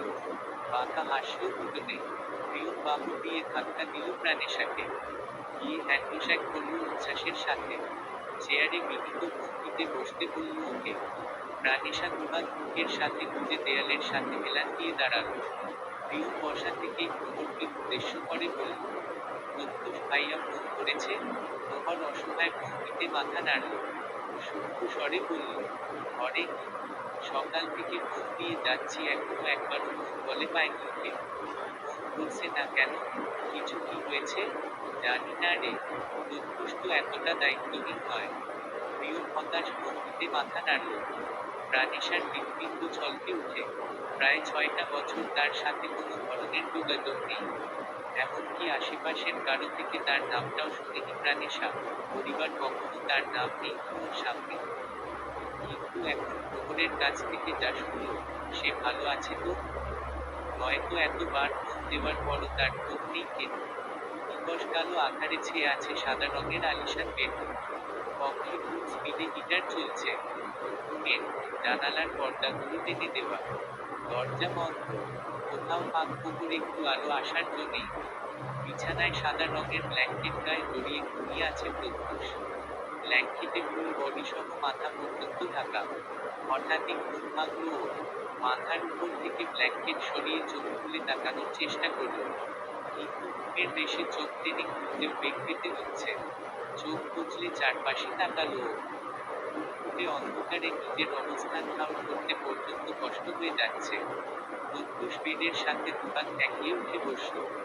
হাত বাড়িয়ে হাতড়ে টেবিল লাইট অন করল। সোনালি রঙের আলো ছড়িয়ে পড়ল ওর বেড সাইডে। প্রত্যুষ খাটের সাথে বালিশ ঠেকিয়ে আধশোয়া হয়ে বসল। খালি গায়ে পরনে শুধু একটা ট্রাউজার। পুরো গা ম্যাচোম্যাচ করছে। তবে লম্বা ঘুমে মাথা ব্যথা পুরোপুরি সেরে গেছে। প্রচণ্ড মাইগ্রেনের ব্যথায় হসপিটালে হাফ টাইম করেই চলে এসেছিল ও। সেই যে দুপুরে এসে ঘুমালো এখন ঘুম ভাঙল। প্রত্যুষ দেয়াল ঘড়িতে একবার সময় দেখে নেয়। রাত 10টা বেজে 20 মিনিট। খিদেও পেট চোচো করছে।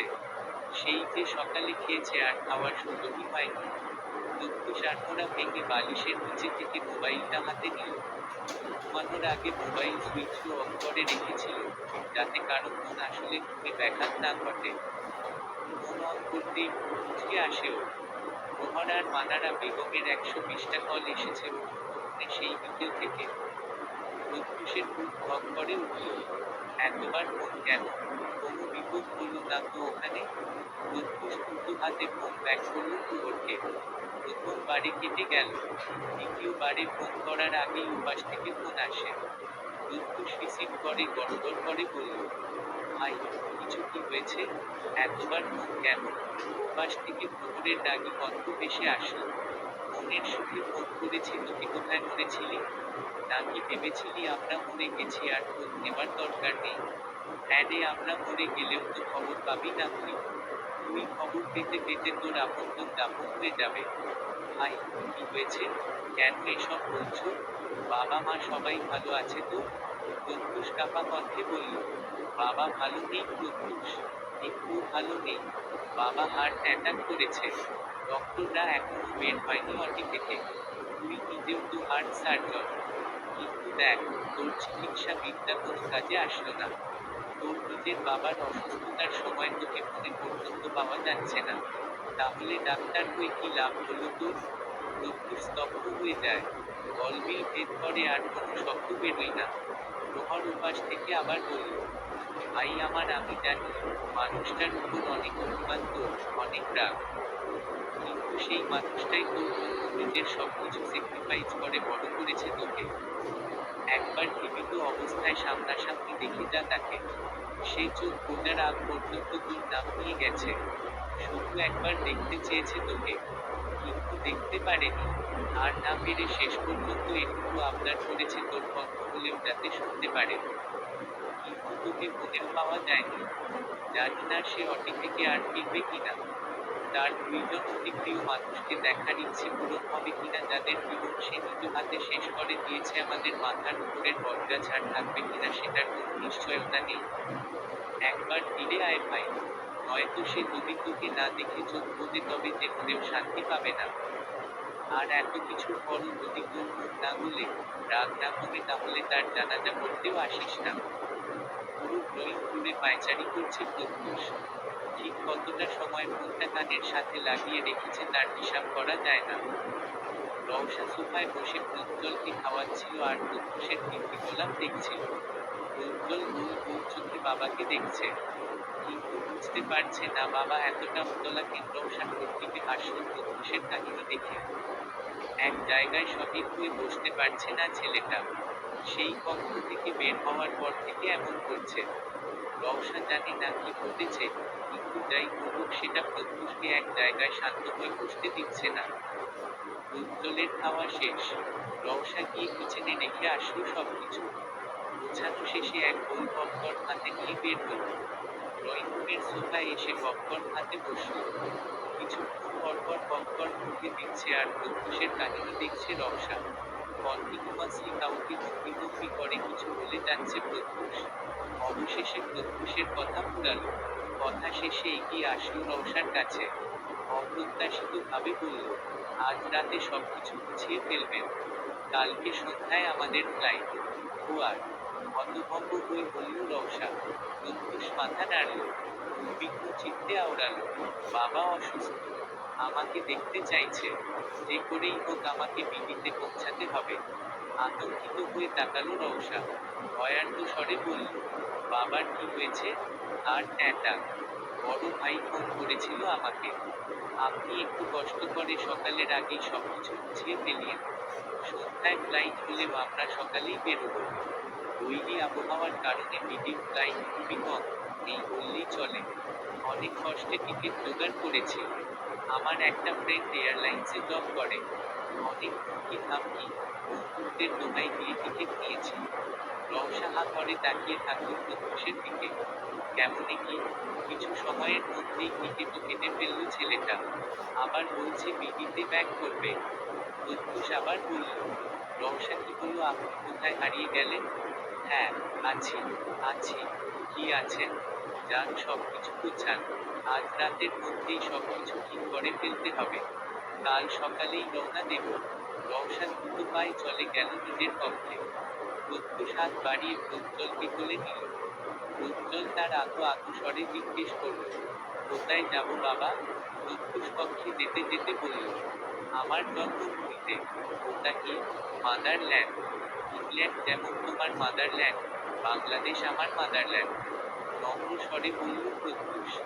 বাচ্চা ছেলেটা বুঝল কি না কে জানে, শুধু নিশ্চুপ ফুটিয়ে থাকলো বাবার দিকে। প্রাণেশা সিরিয়াল চেয়ারের উপর বাঁধলে বসে আছে। মুখের উপর ভেসে আছে চিন্তার আভা। উচ্ছ্বাস পাশেই বসেছিল, বাঁকা চোখে তাকালো ওর দিকে। গভীর দিয়ে গুঁতো মেরে বলল, আর কতক্ষণ এভাবে বসে থাকবো? প্রাণেশা চোখ মুখ কুঁচকে তাকালো ওর দিকে। রাগী স্বরে বলল, হ্যাঁই আপনাকে বলেছি আমি বসে থাকতে। বসবো না বলছো? একটা মানবতা আছে না? আরে মিয়া রাখেন আপনার মানবতা। ধৈর্য ধরে বসতে পারছে না আবার আসছে মানবতা দেখাতে। মুখ বাঁকালো উচ্ছ্বাস। প্রাণেশাকে বকতে বকতে দূরে সরে বসলো ওর থেকে। সন্ধিহান চোখে দুটোকে দেখলো প্রহর। প্রিয়র কাছেই ছিল, ওকে পিছিয়ে বলল, আমার তো মনে হচ্ছে না এই দুটো বন্ধু সেই ভাই। অন্য কোনো কাহিনী হতে পারে। ওদের কথার মাঝেই একজন নার্স হন্তদন্ত হয়ে বের হলো অটি থেকে। সবাই উদ্বিগ্ন চিত্তে এগিয়ে যায় তার কাছে। নার্স হরবর করে বলল, এবি নেগেটিভ ব্লাড দরকার ইমিডিয়েটলি। আমাদের ব্লাড ব্যাংকে ব্লাড নেই। প্রিয়ম আর প্রহর নিজের পরিচিত সকলের কাছে ব্লাডের খোঁজ করে, কিন্তু কারো ব্লাড গ্রুপ মিলে না। আকস্মাৎ চিন্তায় পড়ে গেল সকলে। উচ্ছ্বাস কিছু একটা ভাবল। প্রাণেশাকে ডেকে নিয়ে বলল, বুয়া, আমার একটা ফ্রেন্ডের ব্লাড গ্রুপ এবি নেগেটিভ। কিন্তু ওর হয়তো আসতে অনেক সময় লাগবে। তুমি তোমার ভাইদের থেকে জিজ্ঞেস করো তো আমি ওকে আসতে বলবো কিনা। প্রাণেশা মাথা নাড়িয়ে এগিয়ে গেল প্রহরের কাছে। বলল, উচ্ছ্বাসের একজন ফ্রেন্ড আছে, যার ব্লাড গ্রুপ এবি নেগেটিভ। কিন্তু দূরে থাকে, আসতে সময় লাগবে। আসতে বলবে কিনা জিজ্ঞেস করছে। বল না আসতে। আমরা তো ডোনার খুঁজে পাচ্ছি না। অন্তত আসতে দেরি হলেও ব্লাড তো দিতে পারবে। প্রহরের কথা শুনে উচ্ছ্বাস ফোন করে কাউকে। কল করা শেষে উচ্ছ্বাস সবাইকে জানায় 1 ঘন্টার মধ্যেই সে এসে পৌঁছাবে। অপেক্ষা করতে করতে কেটে যায় অনেকটা সময়। এদিকে নার্সরা জলদি ব্লাড জোগাড়ের জন্য তাগাদা দিচ্ছে। প্রিয় হন্তদন্ত হয়ে বলল, আপনার ফ্রেন্ড কি আসবে না? আসবে। কথা যখন দিয়েছে তখন অবশ্যই কথা রাখবে। ফোনকাল কেটে যাওয়ার পর সে আসলো অবশেষে। উচ্ছ্বাস ওকে দেখতেই এগিয়ে গিয়ে আসলো। প্রশ্ন করল, এত লেট কেন হলো সাফওয়ান? বলেছিলে না 1 ঘন্টার মধ্যে আসবে। অনেক খুঁজতে খুঁজতেই তো সব সময় চলে গেল। হসপিটালে আসা মাত্রই ফোন করতে আমি নিচে গিয়ে নিয়ে আসতাম। খুঁজে নিতে পেরেছি এই টেপ। উচ্ছ্বাস ডাক দিল নার্সকে। সাফওয়ানকে দেখিয়ে বলল, ও ব্লাড দেবে। আসুন আপনি আমার সাথে। নার্সের কথায় নার্সের পিছু পিছু গেল সাফওয়ান। প্রহর উচ্ছ্বাসকে উদ্দেশ্য করে বলল, থ্যাংক ইউ। আপনি না থাকলে কি যে হতো। আরে থ্যাঙ্কসের কি দরকার। একজন মানুষ যদি আমার উছিলায় সুস্থ হয় সেটা আমার জন্য অবশ্যই খুশি। আবার অপেক্ষার প্রহর গুনছিল সকলে। সাফওয়ান বের হলো অনেকটা সময় পর। উচ্ছ্বাসের কাছে আসতেই ও জিজ্ঞেস করে, ঠিক আছো? তুমি বসো একটু। শান্ত হও। আমরা একটু পরই চলে যাব। আমাকে এখনই যেতে হবে শাহরিয়ার স্যার। আম্মু অসুস্থ অনেক। বাড়িতে একা রেখে চলে এসেছি। কি বলো, চিন্তিত স্বরে বলল উচ্ছ্বাস। হ্যাঁ, বেটামিও তাহলে তোমার সাথে চলে যায়। মাথা নাড়ল সাফওয়ান। উচ্ছ্বাস এগিয়ে গেল প্রাণেশার কাছে। মোলায়েম স্বরে বলল, আমি তাহলে আজ যাই বুয়া। সাফওয়ানও চলে যাবে বলছে। ডক্টরের বের হতে অনেকটা সময় লাগছে। আমি বরং তোমার বড় আব্বুকে করে এসে দেখে যাব। আচ্ছা, মলিন হেসে বলল প্রাণেশা। তুমি চিন্তা করো না। তোমার বড় আব্বু ঠিক হয়ে যাবে। সুস্থ হয়ে যাবে, ইনশাআল্লাহ। উচ্ছ্বাস কোমল স্বরে সান্ত্বনা দেয়। অতঃপর সবার থেকে বিদায় নিয়ে চলে যায়। প্রিয়ম এসে বাহু দিয়ে ধাক্কা দিল প্রাণেশাকে। বাঁকা হেসে বলল, ছেলেটা কিন্তু সুন্দর, তলে তলে টেম্পো চালাও তুমি, আর মা বিয়ের কথা বললেই ছাদ করে উঠো, তাই না? আহারে কত নাটক। এই জন্মে বিয়ে করার ইচ্ছে ছুটে গেছে আমার ভাব। প্রাণেশা ছোট ছোট চোখে তাকালো ওর দিকে। হুশ করে শ্বাস ফেলে বলল, তুমি ভুল ভাবছো ভাই। ও শুধুই আমার বন্ধু। আর এসব বলা বন্ধ করো। বাবা আছে। বন্ধু কেমন বন্ধু রে, তোর কি আজ পর্যন্ত তো তোর সাথে কোনোদিন দেখলাম না। বন্ধু আর দাজিব ছাড়া তো আর কোনো স্কুল বন্ধু ছিল বলে মনে পড়ে না। সত্যি করে বলতো কে? তেমন কিছু না হলে পরিচয় হলো কি করে? ও একজন সিআইডি অফিসার। গ্রামে একটা কেস সলভ করতে আসছে, সেখান থেকেই পরিচয়। এর চেয়ে বেশি কিছুই না প্লিজ, তোমরা মুলুক ভাবা বন্ধ করো। প্রাণেশা মুখ ছোট করে বলল, সত্যি সত্যি সিআইডি, তাহলে তো ভালো তুই টুপে ফেলেছিস। লস প্রজেক্ট হলো না আর, তাই না ভাইয়া? প্রহর ঠোঁট টিপে হেসে মাথা নাড়ালো। প্রাণেশা বিরক্তিকর শ্বাস ফেলে চেয়ারে গিয়ে বসল। এই দুটোকে বোঝানো ওর পক্ষে সম্ভব না। হাবিজাবি যা ভাবছে ভেবে বসে থাকো। এখন শুধুই অপেক্ষা। তবে এই অপেক্ষার প্রহর যে বড় বেশি লম্বা। পরের দিন রওশা প্রজ্জ্বলকে নিয়ে এসে এয়ারপোর্টে পৌঁছাল। সকালে বের হওয়ার কথা থাকলে ওরা রওনা দিয়েছে মধ্যাহ্ন ভোজের পর। এয়ারপোর্টের লং রোডে গাড়ি এসে থামতেই রওশা প্রজ্জ্বলকে নিয়ে নামল। রওশাকে হাতে করে কিছুই নামাতে পায়নি। ড্রাইভার এগিয়ে এগিয়ে গাড়ির ডিকি থেকে সব লাগেজ, ব্যাগ নামিয়ে দিল। রওশা অপেক্ষা করল প্রত্যুষের। হসপিটাল থেকে কর্মবিরতির জন্য ছুটি নিতে গেছে ও। হালকা গোলাপি রঙের সিল্কের শাড়ি পরনের ও। শাড়ির উপর দিয়ে জিন্সের একটা সোয়েটার গায়ে জড়ানো। চুলগুলো খুলে রেখেছে। বহুকাল অপেক্ষার পর একটা গাড়ি এসে থামে ওর সামনে। রওশা তাকিয়ে দেখল সেদিকে। প্রত্যুষ হন্তদন্ত হয়ে নামল গাড়ি থেকে। রওশার মুখে হাসি ফুটল ওকে দেখে, কিন্তু ড্রাইভিং সিটের ডোর খুলে নীলকে নামতে দেখে ও হাসি হাসি মুখ গায়ে হয়ে যায়। নিজের নামের সাথে মিলিয়ে নীল একটা আকাশি নীল রঙের ডেনিম জ্যাকেট পরেছে। দুজন এগিয়ে আসলো ওর কাছে। রওশা মুখটি ফুটিয়ে বলল, আপনি? বন্ধুকে বিদায় দিতে এসেছি। কেন, কোনো সমস্যা? নীল হাসি হাসি মুখে মুখ উঁচিয়ে বলল। রওশা মাথা নাড়ল দুদিকে। কণ্ঠ খাদে নামিয়ে বলল, না, কি সমস্যা হবে? কিন্তু আপনাকে দেখে তো মনে হচ্ছে আপনি টোটালি খুশি হন। হাসি হাসি মুখটা আমাকে দেখেই চুপসে গেল কেন? বেশি দেখেছেন। জোরে হাসল নীল। প্রত্যুষ ঠান্ডা স্বরে বলল, ওকে জ্বালানো বন্ধ কর। কেন কষ্ট হচ্ছে বুকের জন্য? শ্লেষাত্মক হেসে বলল নীল। প্রত্যুষ খোলা চোখে তাকিয়ে বলল, তোর কেন পাচ্ছে? ওকে বিবাহিত দেখে আমার সিঙ্গেল মন গলে যাচ্ছে, আর কি বুঝিস না কেন? টেনশন নিস না। পরের বার এসে একটা সুশ্রী মেয়ে দেখে বিয়ে করিয়ে দেব। মাথা নিয়ে হাসল নীল। পরক্ষণে কথা কাটিয়ে বলল, লাইট নেমে গেছে। যা তাহলে, আমিও আসছি কিছুদিন পর। অপেক্ষায় থাকবো।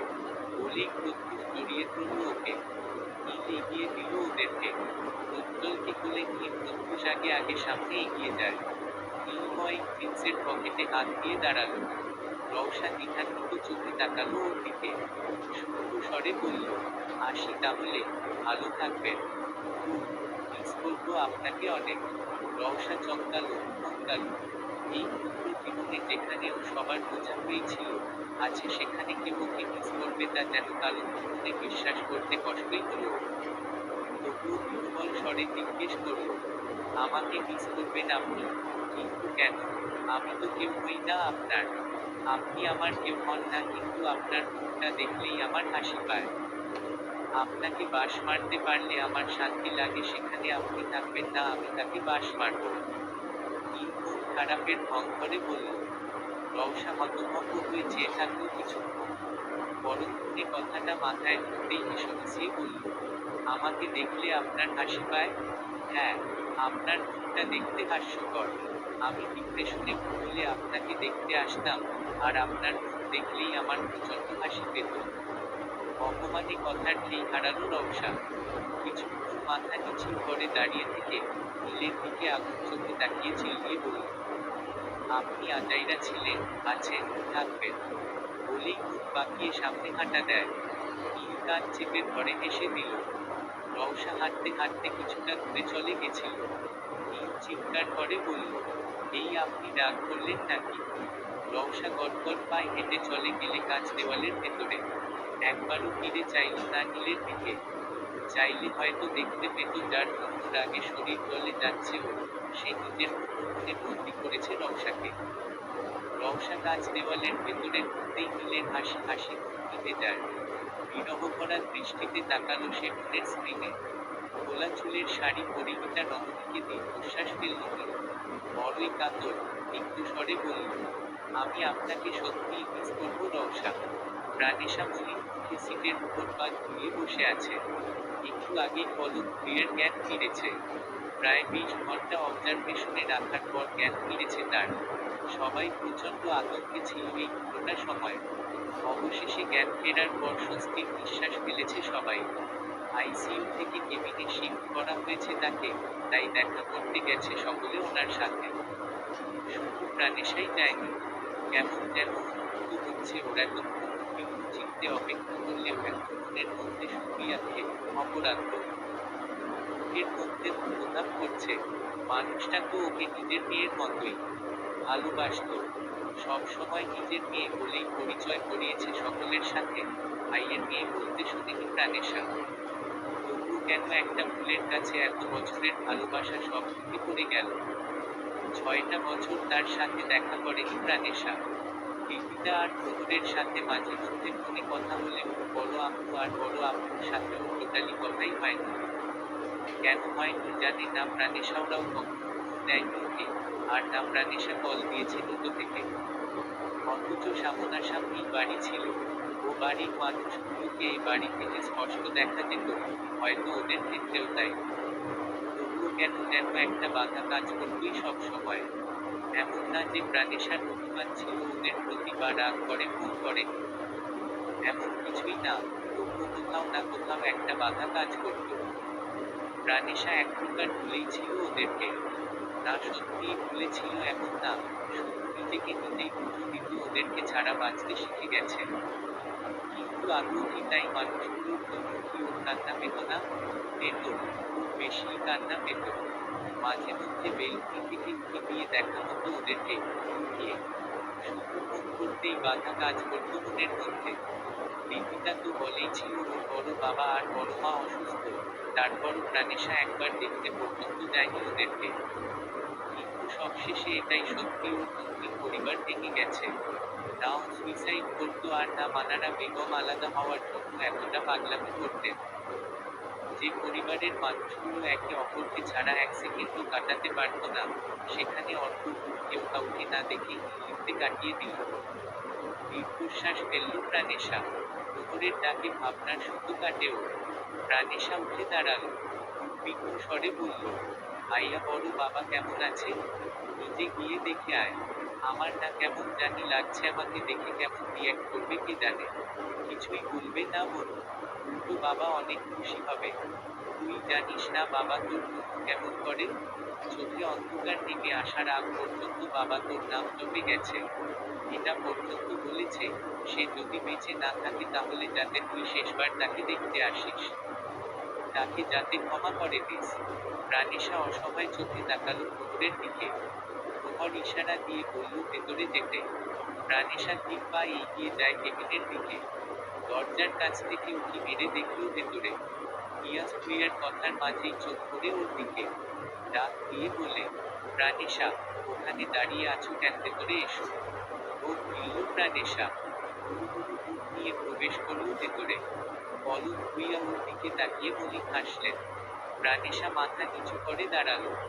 লোচনে পানি টইটম্বুর, যে কোনো সময় গড়িয়ে পড়তে পারে। পলক ভুইয়া হাত নাড়িয়ে ডাকার চেষ্টা করলেন ওকে, কিন্তু মুখ দিয়ে এক শব্দও বের করতে পারলেন না। পিয়ন সূক্ষ্ম স্বরে বলল, বড় বাবা তোকে ডাকছে প্রাণেশা। প্রাণেশা মাথা নিচু করে এগিয়ে যায় তার দিকে। বেডের পাশে মেঝেতে হাঁটু করে বসে টলমল চোখে তাকালো তার দিকে। পলক ভুইয়া মুখ নাড়িয়ে বলার চেষ্টা করলেন অনেক কিছু, কিন্তু তার শরীরের শক্তিতে কুলিয়ে উঠতে পারলেন না। শুধু নিশ্চুপ চোখের কার্নিশ বেয়ে টপটপ করে পানি পড়ল। প্রাণেশা হাত বাড়িয়ে আলতো হাতে মুছে দিল অশ্রুকর। হাতের উপর মাথা রেখে ভাঙা গলায় বলল, বড় বাবা। প্রাণেশার কান্না পেল ভীষণ। পলক ভুইয়ার শুকনো মুখের দিকে তাকিয়ে চোখ ঝাঁপিয়ে জল এলো। কাঁদতে কাঁদতে বলল, আই এম সরি বড় বাবা। বিশ্বাস করো আমি তোমাকে অনেক মিস করেছি। কিন্তু তোমার সাথে দেখা করতে ওই বাড়িতে যেতে আমার অসম্ভব কষ্ট লাগতো। আমি সহ্য করতে পারতাম না বড় বাবা। আমি জানতাম না তুমি এতটা অসুস্থ। পলক ভুইয়া নিশ্চুপ চোখের জল ফেললেন। কথা বলতে গেলেই মুখের মধ্যে খিচে উঠছে।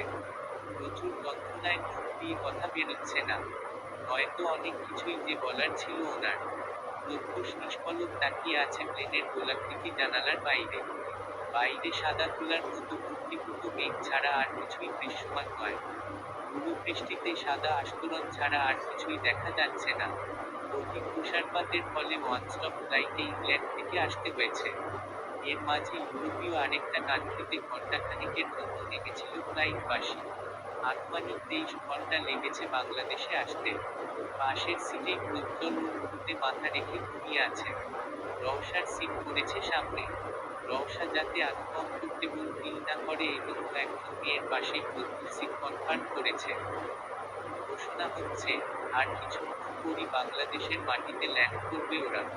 প্রত্যুষের বুক করে প্রবল শ্বাস বেরিয়ে আসে। বাইরে তাকাতেই মনের মধ্যে বয়ে যায় শিহরণ। প্লেন ল্যান্ড করছে বিডি এয়ারপোর্টে। প্রচণ্ড ধাকুনিতে প্রজ্জ্বলকে নিজের সাথে আরেকটু শক্ত করে জড়িয়ে তুলল প্রত্যুষ। প্রজ্জ্বল নড়েচড়ে উঠলে প্রত্যুষ আদুরে হাত বুলিয়ে দেয় ওর গায়ে। অবশেষে সেই কাঙ্ক্ষিত জায়গায় পৌঁছাতেই যাত্রীদের নামার ঘোষণা আসলো। প্রত্যুষ মায়াময় বৃষ্টিতে দেখল বাইরে। সবাই নামতে শুরু করলে প্রজ্জ্বলের গালে আলতো হাত চাপড়ে ডাকল প্রত্যুষ। ছেলেটা কিছু চিবানোর ভঙ্গি করে আবার ঘুমিয়ে পড়ল। প্রত্যুষ মুচকি হাসল। মাথায় আলতো চুমু খেয়ে মোলায়েম স্বরে ডাকল ওকে। অনেকক্ষণ ডাকাডাকির পর প্রজ্জ্বলের মুখ ভাঙে। চোখ কচলে হুক্কাতুরে দৃষ্টিতে তাকালো বাবার দিকে। প্রত্যুষ নম্র স্বরে বলল, আমরা চলে এসেছি বাবা। তুমি না অনেক এক্সাইটেড ছিলে বাংলাদেশ দেখার জন্য? প্রজ্জ্বল গোল গোল চোখে তাকিয়ে মাথা নাড়ল। প্রত্যুষ বলে খুলে সিট থেকে নামালো ওকে। ছোট হাতটা আঁকড়ে ধরে সামনে এগিয়ে গেল। রওশা দাঁড়িয়েই ছিল সামনে, ওদের দেখে হাসি মুখে বলল, চলে এসেছি আমরা। প্রত্যুষ মুচকি হেসে মাথা নাড়ায়। অবশেষে প্লেন থেকে নামলো ওরা। সকল ফর্মালিটিস পূরণ করে বের হতে হতে অনেকটা সময় কেটে যায়। প্রত্যুষ ইমিগ্রেশন বিভাগ থেকে বেরিয়ে এসে প্রাণ ভরে শ্বাস নিল। স্নিগ্ধ ঠান্ডা বাতাস গা ছুঁয়ে দিতেই ভালো লাগায় মন ফুরফুরে হয়ে ওঠে। আহা, নিজের দেশ যেমনই হোক, তারপরও দেশের মাটিতে পা রেখে, দেশের মুক্ত বাতাসে শ্বাস নিয়ে যে শান্তি, সে শান্তি আর কোথাও নেই। প্রত্যুষের চোখ ভরে আসে। 6টা বছর এই সুন্দর দেশ থেকে দূরে ছিল ও। এমনকি এটা পর্যন্ত ভেবেছিল আর কোনোদিন এই দেশে পা রাখবে না। তবুও তো ফিরে আসতেই হলো নিজের মিলে। নিজের শব্দটার প্রতি যে অসম্ভব মায়া তা বুঝি অন্য কিছুতে আছে হৃদয়ের বন্ধন জোড়ানো হয় প্রত্যুষের। তীব্র আকাঙ্ক্ষা জন্মে নিজের প্রিয় মানুষগুলোকে দেখার জন্য। প্রত্যুষ প্রজ্জ্বলের হাত ধরে ছিল। ওর দিকে তাকিয়ে মিষ্টি হেসে বলল, কেমন লেগেছে বাংলাদেশ বাবা? প্রজ্জ্বল ঠোঁট উল্টে তাকালো ওর দিকে। প্রত্যুষ হেসে দিল, মানেও এখনো শিওর হতে পারেনি বাংলাদেশ কেমন। রওশা চারপাশে চোখ ঘুরিয়ে বলল, আমাদের কি কেউ নিতে আসবে? আদনান, এখনো আসলো না যে? সেটা তো আমিও বুঝতে পারছি না। এতক্ষণে তো চলে আসার কথা। বলেই ফিক্সের পকেট থেকে ফোন বের করল। পরপর কল দিল আদনানকে। আদনান মোবাইল কানে চাপিয়ে দূর থেকে দৌড়ে আসলো। প্রত্যুষ কোমরে হাত দিয়ে দাঁড়ালো ওকে দেখে। আদনান হাঁপাতে হাঁপাতে বলল, সরি, সরি, লেট হয়ে গেছে। প্রত্যুষ জড়িয়ে ধরল ওকে। টেনি হেসে বলল, কি, ওকে, দোস্ত। আদনান খুব বিস্মিত করে হাসল। রওশাকে দেখতেই বলল, কেমন আছেন ভাবি? আলহামদুলিল্লাহ, ভালো। রওশা হাসি উপহার দেয় ওকে। প্রজ্জ্বলের দিকে চোখ পড়তেই হাঁটু ধরে বসল আদনান। অগ্নি ঘরে প্রত্যুষের দিকে তাকিয়ে বলল, তুমি ওর পাপ্পা, তাই না? প্রত্যুষ চোখের ইশারায় হ্যাঁ বোঝায়। আদনান বলে নিল ওকে। অপরিচিত মুখ দেখতেই প্রজ্জ্বল ভয়ার্ত দৃষ্টিতে তাকালো বাবার দিকে। প্রত্যুষ মাথায় হাত ঘুরিয়ে বলল, তোমার চাচ্চু হয়? ভয় পেও না। কি কিউট রে, ভয় পেলেও কতটা শান্ত। আমি তো ভেবেছিলাম কান্না করে দিবে। আমি চোখের আড়াল হলে কাঁদবে। সামনে আছি তাই কাঁদছে না। আদনান গাল টেনে দিল ওর। প্রত্যুষকে উদ্দেশ্য করে বলল, চল, এবার যাওয়া উচিত আমাদের। ড্রাইভিং করছে আদনান। প্রত্যুষ আর রওশা পিছনে বসেছে। ওদের দুজনের মাঝখানে বসেছে প্রজ্জ্বল। প্রত্যুষ মনোযোগ দিয়ে দেখছে বাইরের পরিবেশ। সন্ধ্যা নামার সময় হয়ে এসেছে। ধীরে ধীরে কুয়াশাচ্ছন্ন হচ্ছে বাইরে। কালো আভায় ঢাকতে শুরু করেছে চারপাশ। 6টা বছরে কত কিছুই না বদলে গেল। জীবন থেকে 6টা বছর কত তাড়াতাড়ি না চলে গেল, ভেবেই দীর্ঘশ্বাস ফেলল প্রত্যুষ। প্রজ্জ্বল ডাকল ওকে। অবুঝ কণ্ঠে বলল, এখানে স্নোফল হচ্ছে না কেন ড্যাড? তোমাকে ড্যাড ডাকতে মানা করেছি না। বাবা ডাকবে ওকে। প্রজ্জ্বল মাথা নাড়ল। প্রত্যুষ আবার বলল, এটা তো ইংল্যান্ড না বাবা, এটা বাংলাদেশ। এখানে স্নোফল হয় না, কারণ এদেশের আবহাওয়া নাতিশীতোষ্ণ। প্রজ্জ্বল বুঝল না নাতিশীতোষ্ণ কি, শুধু এইটুকুই বুঝল এখানে ইংল্যান্ডের মতো স্নোফল হয় না। প্রত্যুষ সামনে তাকিয়ে আদনান থেকে জিজ্ঞেস করল, বাবাকে দেখতে গেছিস? না, তোর সাথেই যাচ্ছি। তুই না বললে তো আমি তোমার ভাইকে কল করতাম না আর জানতেও পারতাম না। তো তুই দেশে থেকে কি করস? আমি ওখানে থেকেই এখানের সব খবর পেয়ে যেতাম। আর তুই এখানে থেকেও জানতে পারিস না? আদনান উত্তর দিল না। চুপিসারে গাড়ি চালিয়ে গেল শুধু। হসপিটালের সামনে গাড়ি থামতেই দ্রুত পায়ে বের হলো প্রত্যুষ। রওশাকে তাগাদা দিয়ে বলল, আপনি প্রজ্জ্বল এগিয়ে আসেন। রওশা মাথা নাড়ল। প্রত্যুষ অপেক্ষা করল না ওদের জন্য। ওর হাতে অত সময় নেই। বাবাকে না দেখা পর্যন্ত শান্তি হবে না ওর। কাউন্টার থেকে অ্যাড্রেস নিয়ে অনেক খোঁজাখুঁজির পর অবশেষে প্রত্যুষ পলক ক্রিয়ার টেবিল খুঁজে পেল। দরজা খুলে ঢুকতেই একযোগে অবাক হয়ে তাকালো সবাই। ভূত দেখার মতো চমকে উঠল সবাই। প্রত্যুষ মুখোমুখ খেল ওদের তাকানোর ধরন দেখে। বিহুবল চিনতে আমতা আমতা করে হেসে বলল, আমি চলে এসেছি। প্রহর অবাকের চোটে দাঁড়িয়ে যায়। প্রত্যুষ ঢুকল ভেতরে। কক্ষে শুধু পিয়াজ ভুইয়া আর প্রহর উপস্থিত ছিল। প্রত্যুষ এগিয়ে গেল বেডের কাছে। পলক ভুইয়া অবাক চোখে দেখল ওকে। প্রত্যুষ শোয়া অবস্থায় জড়িয়ে ধরল ওনাকে। ভাঙা গলায় বলল, বাবা, কি হয়েছে তোমার? আমি চলে এসেছি বাবা। আর কখনো যাব না তোমাকে ছেড়ে। শুধু তুমি সুস্থ হয়ে যাও। পিয়াজ ভুইয়া মনে মনে স্বস্তি পেলেন। প্রত্যুষ যে এভাবে হুট করে চলে আসবে তা ঘোড়া করে টের পায়নি কেউ। সবার চিন্তার বাইরে ছিল ওর আগমন। তবুও ভাগ্যিস প্রাণেশাকে প্রিয়মের সাথে পাঠিয়ে দিয়েছিলেন তিনি। নয়তো এই অবস্থায় দুজনেই হয়তো অপ্রীতিকর অবস্থার সম্মুখীন হতো। প্রত্যুষ ননস্টপ কথা বলে যাচ্ছে পলক ভুঁইয়ার সাথে। চোখে পানি টইটম্বুর ওর। পলক ভুঁইয়ার ঠোঁট টেনে কাঁদছেন, বলার চেষ্টা করছেন কিছু, কিন্তু পারছেন না। প্রত্যুষ থামিয়ে দেয় তাকে, নাক টেনে বলে, কিছু বলো না বাবা, কিচ্ছু বলার দরকার নেই, আমি জানি তো সব, তুমি নিজেকে আর কষ্ট দিও না। প্রত্যুষ হিচকি তুলে কাঁদছে, ওর কান্না দেখে আরো বেশি উতলা হয়ে পড়লেন তিনি। প্রহর গিয়ে এক হাতে জড়িয়ে ধরল ওকে, শান্ত করার চেষ্টা করে বলল, কাঁদিস না, তোকে কাঁদতে দেখে বাবা আরো অস্থির হয়ে যাচ্ছে। শান্ত হ প্রত্যুষ, কাঁদিস না। প্রত্যুষ মাথা তুলে ধোয়াতে চোখ মুছল। পলক ভুঁইয়ার মাথায় হাত বুলিয়ে দিয়ে বলল, ঠিক হয়ে যাও বাবা, তাড়াতাড়ি সুস্থ হয়ে যাও, আমরা সবাই আছি তোমার সাথে। বলেই উঠে দাঁড়ালো প্রত্যুষ। পিয়াজ ভুঁইয়াকে দেখে মলিন হেসে জড়িয়ে ধরল। পিয়াজ ভুঁইয়া শক্ত করে জড়িয়ে ধরলেন ওকে, কোমল স্বরে বললেন, এতদিনে মনে পড়লো আমাদের। কাঁধে মুখ ঢুকল প্রত্যুষ, বিড়বিড় করে বলল, তোমারও তো একবারও মনে পড়লো না আমাদের। পিয়াজ ভুঁইয়া হাতের বাঁধন শক্ত করলেন, ব্যগ্র স্বরে বললেন, অভিমানের নিচে ভালোবাসাগুলো চাপা পড়ে গেছে তাই না বাবা?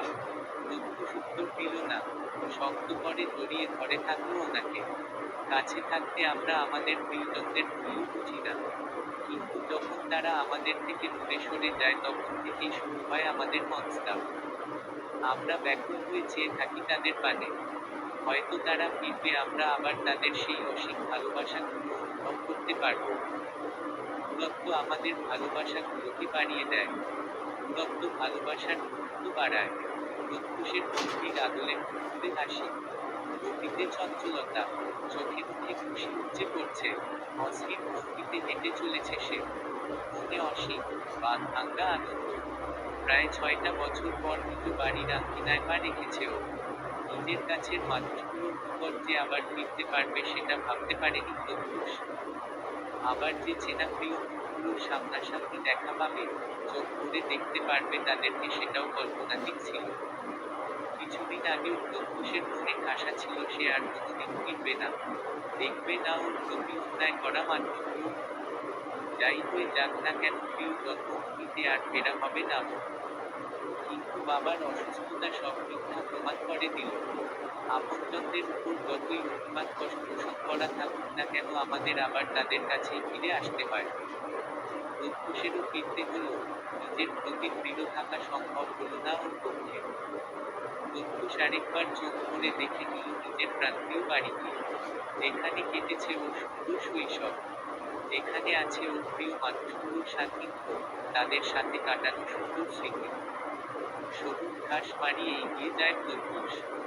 আচ্ছা, ওর মা ওকে দেখলে কেমন অবাক হবে, নিশ্চয়ই চমকে যাবে, আর ওর ভাবিত অভিযোগের লিস্ট নিয়ে বসবে নিশ্চয়। মায়ের সান্নিধ্য ভালোবাসা পাওয়ার লোভে আরেকবার মন পুলকিত হয়ে ওঠে। পিছনে রওশা প্রজ্জ্বলকে সাথে নিয়ে ধীর পায়ে এগিয়ে আসছে। কিন্তু প্রত্যুষের কি সে সময় আছে, যে ওদের সাথে তাল মিলিয়ে ধীরে ধীরে আসবে? সদর দরজা হাট করে খোলা। প্রত্যুষ সদর দরজা দিয়ে উঁকি মেরে চাইল। বসার ঘরে সোফার উপর মলিন মুখে বসে আছেন মালিহা বেগম। পাশেই রিকিতা তার কাঁধে মাথা রেখে জড়িয়ে ধরে বসে আছে তাকে। মায়ের কাছে ফ্লোরে পা গুটিয়ে বসে আছে রাহাত, টুকরো ঠোঁট বিরতির করে কাঁপছে, কান্নায় সিক্ত বাচ্চা মুখ। মালিহা বেগমের বিধ্বস্ত দশা, শুষ্ক নিষ্প্রাণ চোখ, যেন অনুভূতিহীন, নির্বিকার। কিন্তু ফোলা ফোলা ফোলা চোখে, গালে চোখের পানির ছাপ স্পষ্ট। পাশেই রিকিতা নাক টানছে। রাহাত মায়ের আঁচল ধরে কিছু বলতে যাবে তার আগেই চোখ পড়ল দরজায়। প্রত্যুষকে দেখে অবাক হয়ে গোল গোল চোখে তাকালো ও। সেকেন্ডে সজোরে চিৎকার করে বলল, চাচ্ছু। রাহাতের কথায় চোখে তাকালো দুজনে। তীরের বেগে দৃষ্টি নিক্ষিপ্ত হল প্রত্যুষের দিকে। মালিহা বেগম কান্না ভুলে ফ্যালফ্যাল নয়নে চেয়ে রইলেন ওর দিকে। প্রত্যুষ ছলছল চোখে ঠোঁট বিস্তৃত করে হাসল। ধীর পায়ে এগিয়ে গেল সদর দরজা পেরিয়ে। রাহাত উঠে দাঁড়িয়ে বিদ্যুৎ বেগে দৌড় দিল, চাপড়ে জড়িয়ে ধরল প্রত্যুষের কোমর। প্রত্যুষ তাল সামলাতে না পেরে দুপা পিছিয়ে যায়। মালিহা বেগম আর রিকিতা সোফা ছেড়ে দাঁড়িয়ে গেছেন। প্রত্যুষের আগমন যেন ভাবনাতীত ছিল ওদের জন্য। মালিহা বেগম হতভম্ব হয়ে তাকিয়ে রইলেন, অবিশ্বাস্য দৃষ্টি তার। রিকিতা স্তম্ভিত। প্রত্যুষ অশ্রুসজল চোখে চাইল রাহাতের দিকে। মাথায় আদুরে হাত ঘুরিয়ে দিল ও। পরক্ষণেই রাহাতকে ছেড়ে এগিয়ে আসলো মায়ের কাছে। মালিহা বেগম বিকৃতিক শূন্য হয়ে ঝাপটে জড়িয়ে ধরলেন ওকে। শক্ত হস্তে জড়িয়ে বুকের সাথে মিশে থাকল প্রজ্ঞান। উদ্বিগ্ন, কম্পিত স্বরে কাঁপতে কাঁপতে বলল, প্রত্যুষ কিভাবে এলি তুই? আমি স্বপ্ন দেখছি না তো। তুই সত্যিই এসেছিস বাবা? আমি সত্যিই জড়িয়ে ধরেছি তোকে। প্রত্যুষ শ্বাস টেনে তৃপ্তি ভরে অনুভব করল মাতৃত্বের গন্ধ। এই মা গন্ধটাই তো মুখে হয়ে ঘুরছিল ওর। 6টা বছর এই মানুষটার ছোঁয়া পায় না ও। কতগুলো রাত এই মানুষটাকে মনে করে কেঁদেছে ও, তার হিসেব নেই। তবুও কোথাও যেন আর্দ্রতা থেকে যেত। মালিহা বেগম ফোন করলেই কান্নাকাটি শুরু করত। প্রত্যুষের বুক ভেঙে আসতো এতে। মন চাইতো ছুটে চলে আসতে। কিন্তু ওতে প্রতিজ্ঞা করে রেখেছিল কোনোদিন আর এদেশের মাটিতে পা রাখবে না। যদিও দুর্বল হয়ে যেত মায়ের কথা শুনে, তাইতো মায়ের সাথে বেশি কথা বলতে চাইতো না ও। কিন্তু সেই তো নিজের প্রতি করা প্রতিজ্ঞা ভাঙতে হলো ওর। আবার ফিরে আসতে হলো নিজের তীরে। মালিহা বেগম গলা ছেড়ে কাঁদছেন। তবে এই কান্না খুশির, নিজের ছেলেকে ফিরে পাওয়ার আনন্দের। দুদিন ধরে আতঙ্কে আছে ওরা সবাই। এবার সেই আতঙ্কে অনেকটা প্রশান্তি হয়ে ফিরে এসেছে প্রত্যুষ। মনটা শান্ত হয়ে গেছে।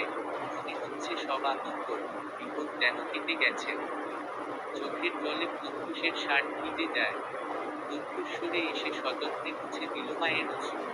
মোলায়েম স্বরে বলল, আমি চলে এসেছি আম্মু। দেখো চলে এসেছি তোমার কাছে। আর কেঁদো না। নিজের কি অবস্থা করেছো আয়নায় দেখেছো আমার মাকে কষ্ট দেওয়ার এত সাহস কি করে হলো তোমার? মালিহা বেগম প্রত্যুষের চোখে মুখে হাত বুলিয়ে দিলেন। কণ্ঠে অসীম আশা ঢেলে বললেন, আর যাবি না তো আমাকে ছেড়ে? প্রত্যুষ হাতের দুটো পিঠে চুমু খেল। গালের সাথে মায়ের হাত লাগিয়ে হেসে বলল, যাব না। মালিহা বেগম জলজল চোখে চাইলেন ওর দিকে। ঠোঁট ভর্তি চকচকে হাসি তার। বৃষ্টিতেই তার খুশি উপচে পড়ল। পরক্ষণেই নাক টেনে বললেন, প্রত্যুষ তোর বাবা। থামিয়ে দিল প্রত্যুষ। নিজ থেকেই শুধালো, জানি আমি। বড় ভাইয়া ফোন দিয়েছিল। এয়ারপোর্ট থেকে হসপিটালে গিয়ে বাবাকে দেখে তারপর এসেছি। ফ্রেশ হয়ে আবার যাব হসপিটালে। আদনান আর প্রহর ভাইয়া আছে বাবার সাথে। ভালো করেছিস। কিছু খেয়ে রেস্ট নে আগে। প্রত্যুষের চোখ পড়ল রিদিতার দিকে। হাসিমাখা মুখে তাকিয়ে আছে ও। প্রত্যুষ হাসি মুখে ডাকল, হাবিবু। আমাকে তো একজনের চোখে পড়ছে না। তুমি মনে হয় আমাকে চেনো না সাহেব? রিদিতা মিছিমিছি রাগ করে বলল। প্রত্যুষ ঠোঁট ফুটাল। বাচ্চাদের মতো করে বলল, ওই বাড়ির সর্দারও দিকে আমি কিভাবে অদেখা করতে পারি?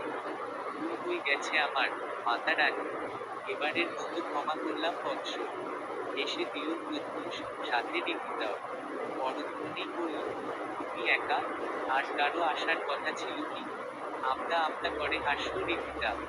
সদর দরজার সামনে রওশাকে দাঁড়িয়ে থাকতে দেখে হাসি চওড়া হলো আরো। হাসি মুখে পিছিয়ে বলেই ফেলল, আমি তো মনে করেছি মেয়েটাকে দূর দেশে রেখে একাই চলে এসেছ। এতটা দায়িত্বহীন মনে হয় তোমার দেবরকে। রিদিতা উত্তর দিল না, শুধু চোখ দিয়ে আশ্বস্ত করল। রাহাত প্রজ্জ্বলকে খুঁটিয়ে খুঁটিয়ে দেখছিল। রওশার আঁচলের আড়ালে দাঁড়িয়ে আছে সে। বাবুটার কথা মায়ের কাছে অনেকবার শুনেছে রাহাত, কিন্তু কোনোদিন মুখ দেখতে পারেনি। আজ দেখল, কিন্তু কেন যেন কথা বলতে ইচ্ছে বোধ করছে। মালিহা বেগম রওশাকে কাছুমাছু হয়ে দাঁড়িয়ে থাকতে দেখে বললেন, ওখানে দাঁড়িয়ে আছো কেন রওশা? আমাদের কাছে এসো। রওশা নরম পা ফেলে এগিয়ে আসলো। তার পিছু পিছু প্রজ্জ্বল নিজেকে আঁচলের তলায় লুকিয়ে ছোট ছোট পা মেলালো ওর সাথে। পরক্ষণে উঁকি দিয়ে অপরিচিত মুখ দেখে আবার নিজেকে আড়াল করে ফেলে। সবাই হাসলো ওর অবস্থা দেখে। মালিহা বেগম এগিয়ে গিয়ে রিদিতার পেছনে থেকে টেনে আনলো ওকে। শুকনো মুখে তাকালো প্রজ্জ্বল। মালিহা বেগম কপালে চুমু খেলেন ওর। মুচকি হেসে কোলে তুললেন। বললেন, দাদু ভাই। প্রজ্জ্বল অমুক দৃষ্টিতে তাকালো। এ ডাকের সাথে পরিচিত নাম। প্রত্যুষের দিকে উৎসুক দৃষ্টিতে তাকিয়ে অভিযোগ জানালো প্রজ্জ্বল। প্রত্যুষ মুচকি হেসে বলল, ভয় পেও না। তোমার দাদিমা। প্রজ্জ্বল গুনাহের মানে। তবুও বাবা যেহেতু আশ্বস্ত করেছে তাইও একদম শান্ত। দীপিকা দ্রুত পা এগিয়ে গেল ওদের কাছে। মালিহা বেগমের কোল থেকে নিতে নিতে বলল, দেখি দেখি আমাকে দাও। দীপিকা মালিহা বেগমের কোল থেকে এক প্রকার ছিনিয়ে নিল ওকে। গাল টেনে দিয়ে বলল, মাশাল্লাহ, হুজুর না লাগো, এত সুন্দর দেখতে হয়েছে। দেশি বাবাই। মালিহা বেগম তাকালেন প্রত্যুষের দিকে, পিঠে হাত বুলিয়ে দিয়ে বললেন, মুখটা এমন শুকিয়ে আছে কেন? আসলে কিছু খেয়েছি আম্মু, প্লেনে খাবার দিয়েছে। কি ছাতার মাথা কেটে দিয়েছে রে, মুখটা কেমন শুকিয়ে আছে। তুমি যা, ফ্রেশ হয়ে আয়, আমি রান্না বসাচ্ছি। মালিহা বেগম মুখে হাত বুলিয়ে দিয়ে বললেন। প্রত্যুষ মাথা নাড়ল। দীপিকা প্রজ্জ্বলকে কোলে নিয়ে বলল, তোমরা দুজন ফ্রেশ হয়ে এসো। প্রজ্জ্বল আমার কাছে থাক। না, না, আমি চলে যাব। বাবা আমাকে নিয়ে যাও, অস্থির চিত্তে বলল প্রজ্জ্বল। প্রত্যুষ হেসে দেয়। দীপিকাকে উদ্দেশ্য করে বলে, নামিয়ে দাও ভাবিব, অনেক ধকল গেছে, ওকেও ফ্রেশ করিয়ে দেওয়া দরকার। প্রজ্জ্বল কোল বেয়ে নেমে গেল। দৌড় লাগালো বাবার কাছে। প্রত্যুষ জড়িয়ে নেয় ওকে। হাত ধরে সিঁড়ি বেয়ে উপরে উঠে যায়। তিনতলার শেষ সিঁড়িতে আসতে থমকালো প্রত্যুষ।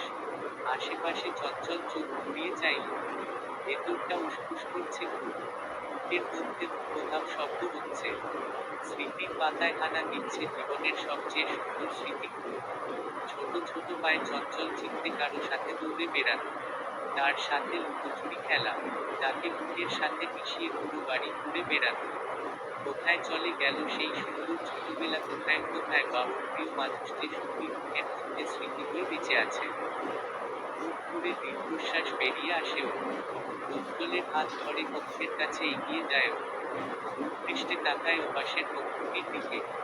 রং বারান্দায় ও ঘরটা পেরিয়ে বিপরীত পাশের ঘরটা। সেখান থেকে কেউ একজন প্রতিনিয়ত তাকে উঁকি মেরে দেখত। সবটা ঘুরিয়ে ফেলল প্রত্যুষ। বন্ধ দরজার দিকে তাকিয়ে অক্লিষ্টে ঢোক গিলল। এই জন্যই তো ফিরতে চাইনি। মনের কোণে দাফন করা কষ্টগুলো আবার মাথাচাড়া দিয়ে উঠছে। প্রত্যুষের দরজায় খিল দেওয়া, কিন্তু তালাবদ্ধ না। দরজা খুলে প্রজ্জ্বলকে গিয়ে ভেতরে ঢুকল। আধারে নিমজ্জিত ঘরে, দেয়াল আঁকড়ে লাইটের সুইচ ঢুকল। লাইট জ্বালিয়ে জানালার দিকে এগিয়ে যায়। জানালার উপর পর্দা টানানো, বেলকুনির দরজাও বন্ধ।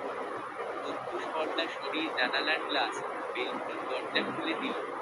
বাইরের সূর্যের কিরণ ঘুরে ছড়াতেই পুরো কক্ষে চোখ ভোলানো প্রত্যুষ। ঝাঁচকচকে ঢুকি দেখে মনে হবে না এই কক্ষে 6 বছর ধরে কেউ থাকে না। কোথাও একটু ধুলাবালি নেই। প্রতিটি জিনিস তার আগের জায়গায় রাখা, একটা জিনিসও এদিক ওদিক হয়নি। ওর আড্ডের জিনিসগুলোও সুন্দর করে গুছিয়ে রেখেছে কেউ। হুশ করে শ্বাস ছাড়ল প্রত্যুষ। ও জানে এসব তার কাজ। মালিহা বেগম যে এত বছরে এই রুমে কাউকে ঢুকতে দেয়নি তার রুমের অবস্থা দেখেই বোঝা যায়। হয়তো প্রতিদিন এসে রুমের টুকরো থেকে টুকরো জিনিস পরিষ্কার করে যেতেন তিনি। ফার্নিচার গুলোও চকচক করছে, প্রতিদিন যে এসব মোছা হতো এটাই তার প্রমাণ। প্রত্যুষ তুলে বিছানায় বসে হাত বাড়িয়ে ডাকল প্রজ্জ্বলকে। প্রজ্জ্বল গুটি গুটি পায়ে এগিয়ে যায়। প্রত্যুষ কোলে বসালো ওকে। গালে আলতো চুমু খেয়ে বলল, কেমন লাগলো সবাইকে বাবা? প্রজ্জ্বল চুপ করে বসে থাকে। প্রত্যুষ ওর গাল টেনে দিয়ে আবার বলল, ধীরে ধীরে ভালো লাগবে সবাইকে। এতটাই ভালো লাগবে যে ওদের ছাড়া এক সেকেন্ড থাকতে পারবে না তুমি। মানুষগুলোই যে এমন মায় ভরা। ওরা আমাদের পরিবার প্রজ্জ্বল। শুধু ওরা না, আমাদের আরেকটা পরিবার আছে, যারা আমাদের চেয়ে খানিকটা দূরত্বে থাকে। অভিমানে জর্জরিত হয়ে ওরা আমাদের থেকে দূরে সরে গেছে। কিন্তু দেখো বাবা, আমরা আবার এক হয়ে যাব। পিয়াজ ভুঁইয়ের ড্রয়িং রুমের সোফার উপর চিন্তিত বদলে বসে আছে। কপালে গাঢ় ভাঁজের পুরো রেখা। মলিন থালপাতাল সন্ধ্যা তার। বাবার মতো বড় ভাইকে দেখে আসার পর থেকেই মনটা বড় খচখচ করছে। মানুষটা তার কাছে অনেক বেশি মূল্যবান। ও বাড়িতে পা না রাখলেও প্রতিনিয়ত ফোন দিয়ে খোঁজ নিতেন তিনি। পলক ধুইয়ে কেঁদে কেঁদে বোঝাতেন তার কষ্টের কথা। তার একটা ভুলের জন্য তার ছেলে মেয়েরা তার থেকে দূরে সরে গেছে, এই নিয়ে আফসোসের শেষ ছিল না তার। পিয়াজ ভুইয়া দীর্ঘশ্বাস ছাড়লেন। বড়ই কষ্ট হচ্ছে বুকের ভেতর। শক্তপোক্ত, গম্ভীরাগী বড় ভাইকে এই অবস্থায় দেখে বুক ভেঙে আসছে। মানারা বেগমের ডাকে শঙ্কিত ফিরল তার। চায়ের কাপ এগিয়ে দিলেন তিনি। পিয়াজ ভুইয়া হাত বাড়িয়ে নিলেন। মাথাটা প্রচণ্ড ঘুরেছে তার। দুদিন রাত চোখের পাতা এক করতে পারেনি। চা খেলে যদি মাথা ব্যথা কমে সেই আশায় চা চেয়েছেন। পিয়াজ ভুইয়া মোলায়েম স্বরে বললেন, ভাবিকে দেখতে যাওনি? যাব না তো, তুমি আসার আগ পর্যন্ত ওখানেই ছিলাম। অনেক কাজ ছিল জানো। প্রচণ্ড ভেঙে পড়েছে ওরা। বড় ভাই যে ওদের সংসারের মাথা। শুধু ওদের না, আমাদের। আমরা তো একটা পরিবারই বলো। মানারা বেগম মুখ কালো করে সোফায় পিয়াজ ভুইয়ার পাশে বসলেন। কাঁদো কাঁদো স্বরে বললেন, তো আমি কি কোনোদিন ওদেরকে নিজের থেকে আলাদা কেউ ভেবেছি? একটা ভুল বোঝাবুঝির কারণে না হয় আলাদা হয়ে গেছি। কিন্তু এর জন্যে কি ভালোবাসা কমে গেছে? ওরা তো আমাদের কাছের মানুষ, আমাদের আপন। ওদের বিপদ কি আমাদের বিপদ নয়? পিয়াজ ভুইয়া ফোঁস করে শ্বাস ছাড়লেন। অনেকক্ষণ ধরেই একটা কথা বলার জন্য আকুপাকু করছিলেন তিনি। শেষমেশ পেটে কথা রাখতে না পেরে হাঁসফাঁস করে শুধালো, জানো, প্রত্যুষ এসেছে। মানারা বেগম স্তম্ভিত দৃষ্টিতে তাকালেন। উৎসুক, বিভ্রান্ত চাউনি, উত্তেজনায় কম্পিত স্বরে বললেন, কি বলো, কখন? কাল সন্ধ্যায়। পুরো রাত হসপিটালে ছিল। সকালে আমি ওদের সাথেই এসেছি। মানারা বেগম মোলায়েম স্বরে বলল, ভালোই হয়েছে। 6টা বছর নিজের বাড়ি ঘর, মা বাবা সবার থেকে দূরে ছিল। অবশেষে বাড়ির ছেলে বাড়িতে ফিরে এসেছে, এই অনেক। পিয়াজ ভুইয়া উপরনিচ মাথা নাড়লেন। চায়ের কাপে চুমুক দিয়ে বললেন, প্রাণেশা কই? কক্ষে ঘুমোচ্ছে। মেয়েটাও তো কত রাত ঘুম কাটিয়েছে। রিউমো এখনো ওঠেনি ঘুম থেকে। ঘুম ডাকার দরকার নেই দুটোকে।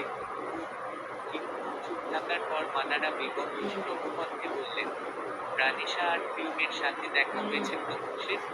না, ও আসার আগেই আমি পাঠিয়ে দিয়েছিলাম ওদেরকে। দীর্ঘশ্বাস ফেললেন মানারা বেগম।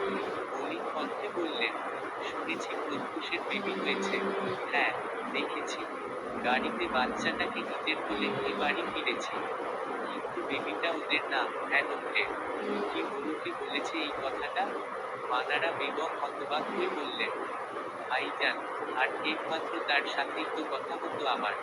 সূক্ষ্ম স্বরে বললেন পিয়াজ ভুইয়া, আমি আসলে জানতাম না। ও বাড়ির কারো সাথেই তো তেমন যোগাযোগ ছিল না আমার। মাঝে মধ্যে ঋতুটা ফোন দিত শুধু। পুরো খবর পেয়েছিলাম যে প্রত্যুষের ছেলে হয়েছে। এর বাইরে এত কিছু জানতাম না।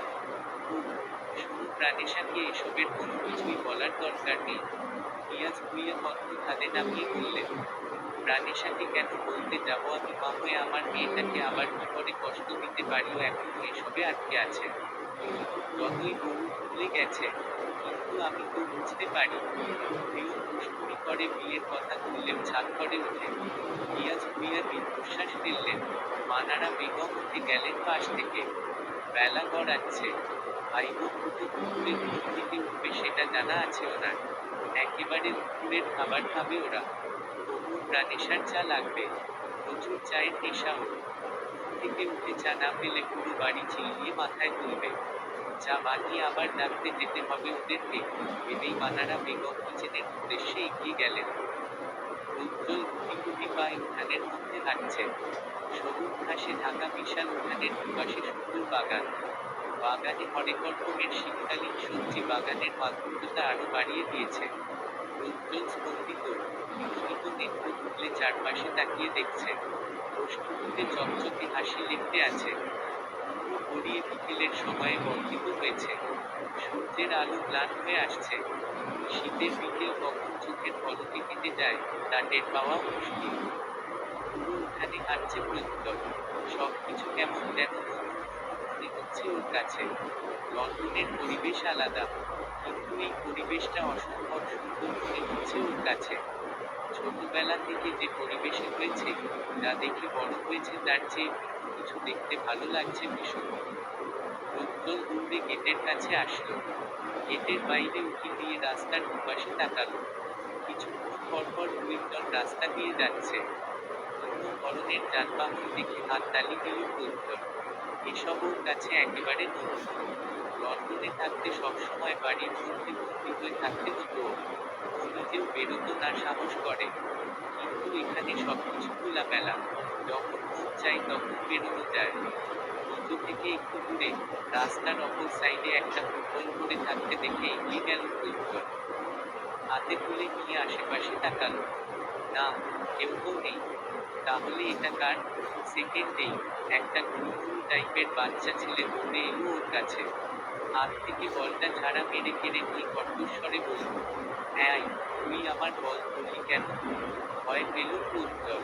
এভাবে উচ্চ স্বরে কেউ কখনো ওর সাথে কথা বলেনি, এমনকি ওর বাবাও না। তাই এই কর্কশ বাক্য ওর কাছে বিষাক্ত লাগলো বটে, তবুও লোক মিলে মিনমিন করে বলল, সরি। প্রজ্জ্বল জানে ভুল করলে সরি করতে বলতে হয়। ওর বাবা শিখিয়েছে ওকে। আর ছেলেটা যেহেতু ওর চেয়ে বড়, তাই সম্মান দিয়ে কথা বলতে হবে। ছোট্ট মস্তকে একটু ভাবল প্রজ্জ্বল। কিন্তু ছেলেটার হয়তো আজ সরি করার মুড নেই। তাই সে টপ্পস্বরে বলল, সরি বললেই হলো, আমার বল ধরেছিস কেন সেটা বল। আর তুই কোত্থেকে এলি? আগে তো কখনো দেখিনি তোকে। এলাকায় নতুন? পিটপিট করে তাকালো প্রজ্জ্বল। এতগুলো প্রশ্নের উত্তর একসাথে তৈরি করতে পারল না। তারপর ছেলেটা জন্ম থেকেই প্রহার, চুপচাপ, দুর্বল। একমাত্র প্রত্যুষের সাথেই মুখ খুলে কথা বলতে পারে ও। তাও প্রত্যুষ খুঁচিয়ে খুঁচিয়ে কথা বলালে তারপর বলে। প্রজ্জ্বলের চুপ থাকায় অপরজনের মনে হলো যেন, তাই সে চিল্লিয়ে বলল, এই কথা বলিস না কেন, কি দেখাচ্ছিস আমাকে? বলতে বলতেই ধাক্কা দিল ওকে। ছোট দেহে তাল সামলাতে না পেরে পায়ের সাথে পা বেঁচে পড়ে গেল প্রজ্জ্বল। জোরে সোরে ব্যথাও পেল কোথায়। ও উল্টে কেঁদে দিল প্রজ্জ্বল। ওকে কাঁদতে দেখে ছেলেটার মায়া হবে তবু তুমি সহসিয়ে বলল, তোর নাটক বন্ধ কর। আমাকে বাঁচানোর জন্য কাঁদছিস তাই না? ওরে, একটু ধাক্কা দিলেই পড়ে যায়। প্রজ্জ্বল ভয় আরো জোরে কেঁদে দেয়। ছেলেটা আবার হাত উঁচিয়ে মারতে যাবে, তার আগেই একজনকে দেখে থেমে যায়। প্রাণেশা প্রজ্জ্বলের পিছনে কোণে হাত দিয়ে দাঁড়িয়ে আছে। ছোট ছোট চোখে তাকিয়ে আছে ওর দিকে। ছেলেটা হাত নামিয়ে কাছুমাছু ভঙ্গিতে দাঁড়ালো। প্রজ্জ্বল চোখ নিচে বসে আছে। হিচকি তুলছে ক্রমাগত। প্রাণেশা হাত বাড়িয়ে টেনে তুলল ওকে। প্রজ্জ্বল দ্রুত পায়ে পিছনে গিয়ে দাঁড়ালো ও। প্রাণেশার পরনের টি-শার্ট খামচে ধরে মুখ লুকালো। প্রাণেশা এক পলক ওর দিকে তাকিয়ে রাগে দৃষ্টিতে তাকালো ছেলেটার দিকে। ব্যগ্র কণ্ঠে বলল, এই বেয়াদব মারছিলি কেন ওকে? সব সময় তোকে নিজের নেতাগিরি দেখাতে হবে তাই না? তোর জন্য এলাকার একটা বাচ্চাও শান্তিতে নেই। নিজেকে কি মনে করিস তুই? ও আমার বল কেড়ে নিয়েছিলে প্রাণাম। মিনমিন করে বলল ছেলেটা। মিথ্যা বলছিস আমাকে শাওন। নিজের দোষ থাকতে ওর উপর দোষ দিচ্ছিস তাই না? প্রাণেশা ভ্রুকুঁচকে বলল। শাওন ব্যগ্র চিত্তে দুপাশে মাথা নাড়ে। অভিযোগের সুরে বলল, মিথ্যা বলছি না। ও সত্যিই আমার বল কেড়ে নিয়েছে। নয়তো এমনি এমনি কেন মারবো আমি ওকে? আমি না ভালো ছেলে? বলেই আমতা আমতা করে হাসল। বলে আমার ভালো ছেলে রে, ভালো ছেলেরা রাস্তায় মারামারি করে? আমি জানি এমনি মেরেছিস তুই ওকে। দেখ কতটা ভয় পাচ্ছে ও। আতঙ্কে ফেলে দিয়েছিস বাচ্চাটাকে। সত্যি বলছি আপু, ট্রাস্ট করো আমাকে। প্রাণেশা বাবু ঘরে প্রজ্জ্বলকে সামনে আনলো। ভয়ার্ত দৃষ্টিতে প্রাণেশার দিকে তাকালো ও। আবার ঝাঁপতে ধরল প্রাণেশাকে। কম্পিত স্বরে বলল, আমাকে মারবে? আমি অনেক ব্যথা পেয়েছি। প্রাণেশা নরম দৃষ্টিতে তাকালো ওর দিকে। মাথায় হাত বুলিয়ে দিয়ে কোমল স্বরে বলল, ভয় পেও না, আমি আছি তো। আমি থাকতে মারতে পারবে তোমাকে কেউ? তুমি বলতো তুমি ওর বল কেড়ে নিয়েছিলে? টলমল চোখে তাকালো প্রজ্জ্বল। এটা গলায় বলল, আমি তথ্যে বলছি আমি ওর বল কেড়ে নিই। বলটা রাস্তায় পড়েছিল, আমি তুলেছি। কিন্তু ওর বল ওকে দিয়ে দিয়েছি। তারপরও আমাকে মেরেছে। প্রাণেশা তেতে তাকালো সামনের দিকে। ক্ষিপ্ত গলায় বলল, তোর এই গুন্ডামি আর গেল না? কয়েকদিন আগেই তো রাহাতকে মেরেছিলি তুই। ও না হয় শক্ত ছিল, তোর থেকে বেশি ছোট ছিল না, তাই তোর সাথে ফাইট করতে পেরেছে। কিন্তু এই বাচ্চাটার গায়ে হাত তুলেছিস তুই। তোর কি বিচার হতে পারে বল আমাকে? ওর মারটা তোকে ফিরিয়ে দেব নাকি তোর মাকে বিচার দিব? শাওন দিশেহারা দশায় দিবে খুব ভেজাল। আজ সকালেই মায়ের কাছে উত্তম খুব খেয়েছে ও। প্রতিদিনই ওর নামে একটা না একটা অভিযোগ আসেই আসে। শঙ্কায় বুক গিলল শাওন। অন্তঃপুরে দেখা দিল মায়ের বেদম ঘাড়ের করুণ চিত্র। অসহায় কণ্ঠে বলল, সরি প্রাণ আপু, আর হবে না, প্লিজ ক্ষমা করে দাও। ক্ষমা আমার কাছে না চেয়ে যার সাথে অন্যায় করেছিস তার কাছে চা। এত মায়া মায়া চেহারার ছেলেটার গায়ে কিভাবে হাত তুললি তুই, গম্ভীর স্বরে বলল প্রাণেশা। শাওন ভয়ে শিখিয়ে থাকা প্রজ্জ্বলের দিকে তাকিয়ে বলল, সরি, আর হবে না, তুমি আপুকে বলে দাও আমার নামে যাতে নালিশ না দেয়। প্রজ্জ্বল প্রাণেশার দিকে তাকিয়ে বোঝা গলায় বলল, ওর নামে নালিশ দিও না। ঠোঁট টিপে হাসল প্রাণেশা। নিজের সাথে আরেকটু জড়িয়ে নিল ওকে। শাওনের দিকে তাকিয়ে কোমল স্বরে বলল, ঠিক আছে, আজকের মতো বেঁচে গেছিস তুই। আর যেন কাউকে বিরক্ত করতে না দেখি। ছেলেটা বাধ্যের ন্যায় মাথা নাড়িয়ে জায়গা ত্যাগ করল। ও চলে যেতেই প্রাণেশা প্রজ্জ্বলের দিকে তাকায়। মায়াবন দৃষ্টিতে তাকিয়ে আছে ওর দিকে। প্রাণেশা হাঁটু মুড়ে ওর বরাবর হয়ে বসল। আলতো হাতে মুছে দিল সিক্ত চোখ। কান্নার টুপে পুরো মুখ লাল টুকটুকে হয়ে আছে। কিছুক্ষণ পরপর নাক টানছে। এখনো গায়ে কাঁপুনির প্রভাব যায়নি। প্রাণেশা হাত ঘুরিয়ে দিল ওর মাথায়। নম্র স্বরে বলল, ভয় পেও না, শান্ত হও, ও চলে গেছে। Thank you, welcome. মুচকি হেসে বলল প্রাণেশা। কবিয়ের দিকে চোখ করতেই আঁতকে উঠল প্রাণেশা। কবিয়ের অনেকটা জায়গায় কেটে গেছে। জীবন ধারায় রক্ত গড়িয়ে পড়ছে সেখান থেকে। প্রাণেশা আতঙ্কিত দৃষ্টিতে তাকিয়ে বলল, একই তোমার হাতে তো অনেকটা কেটে গেছে। ব্যথা করছে নিশ্চয়ই। অনেক ব্যথা। ও উল্টে বলল প্রত্যয়। প্রাণেশা দুঃখী দৃষ্টিতে তাকালো ওর দিকে। মাথায় হাত বুলিয়ে দিয়ে বলল, তুমি কি এলাকায় নতুন? এর আগে তো কখনো দেখিনি তোমাকে। নিজ মাথা নাড়ল প্রত্যয়। আদো আদো স্বরে বলল, আজকে সকালে এসেছি। ওর ভুল করে ও বোঝালো প্রাণেশা। প্রজ্জ্বল মুখে হাত ছোঁয়ালো ও। প্রাণেশা গোল গোল চোখে তাকালো ওর দিকে। প্রজ্জ্বল নিজের ছোট ছোট হাতে পুরো মুখে, ঠোঁটে, গালে হাত বোলালো ও। ঠোঁটে হাসি ফুটিয়ে বলল, আমি তোমাকে চিনি। হতভম্ব হয়ে তাকালো প্রাণেশা। বিহ্বল আওড়ালো, তুমি আমাকে কি করে চেনো? গালে হাত ঠেকিয়ে মনে করার চেষ্টা করল প্রত্যয়।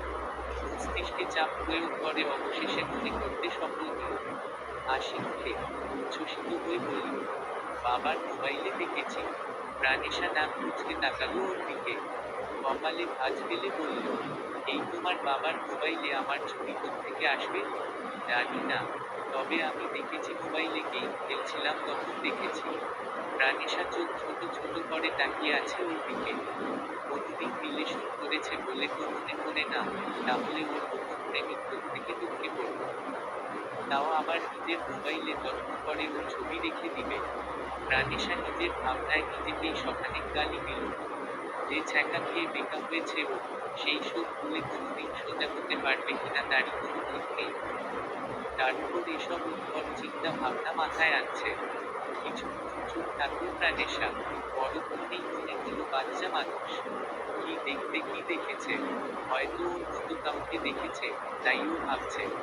এই দুনিয়াতে তো একই চেহারার 7 জন মানুষ আছে। নিজের কাছে নিজেই হিসাব ক্লিয়ার করল প্রাণেশা। প্রাণেশা ভাবনা ঝেড়ে বলল, হোয়াট এভার, হয়তো আমার মতো কাউকে দেখেছ। বাদ দাও এসব। শুনো, তুমি বাড়ি যাও। তোমার হাত অনেকটা কেটে গেছে। ওষুধ লাগাতে হবে, নয়তো ইনফেকশন হয়ে যাবে। আচ্ছা, বাধ্যের ন্যায় বলল প্রজ্জ্বল। প্রাণেশা ফের প্রশ্ন করল, তোমার বাড়ি কোনটা? প্রজ্জ্বল আঙ্গুল উঁচিয়ে রাস্তার ওপাশের বাড়িতে দেখিয়ে। প্রাণেশা হতবাক হয়ে তাকালো সেদিকে। উত্তেজনা রাখতে না পেরে দাঁড়িয়ে পড়ল ও। উতলা হয়ে শুধালো, ওটা তোমাদের বাড়ি? মাথা ঝাঁকালো প্রজ্জ্বল। প্রাণেশা হিসাব মিলাতে ব্যস্ত হলো। কিন্তু দুনিয়ার সকল মান বসিয়েও হিসাব মিলাতে ব্যর্থ হলো ও। প্রজ্জ্বলকে কিছু বলতে যাবে তার আগেই পেছনে থেকে ডাকল কেউ, প্রজ্জ্বল। প্রাণেশা থেমে যায়। পরিচিত গন্ধ কানে আসতেই শব্দের উৎস খুঁজে পেছনে তাকালো প্রাণেশা। প্রজ্জ্বল বাবা বলে দৌড়ে যায়। ঝাঁপড়ে জড়িয়ে ধরে প্রত্যুষকে। প্রাণেশা হকচকিয়ে তাকালো। নিজের থেকে খানিকটা দূরে দাঁড়িয়ে থাকা মানুষটাকে দেখে নিঃশ্বাস ঘন হয়ে আসলো ওর। বুকের কম্পন জোরালো হলো। ব্যঙ্গ, উতলা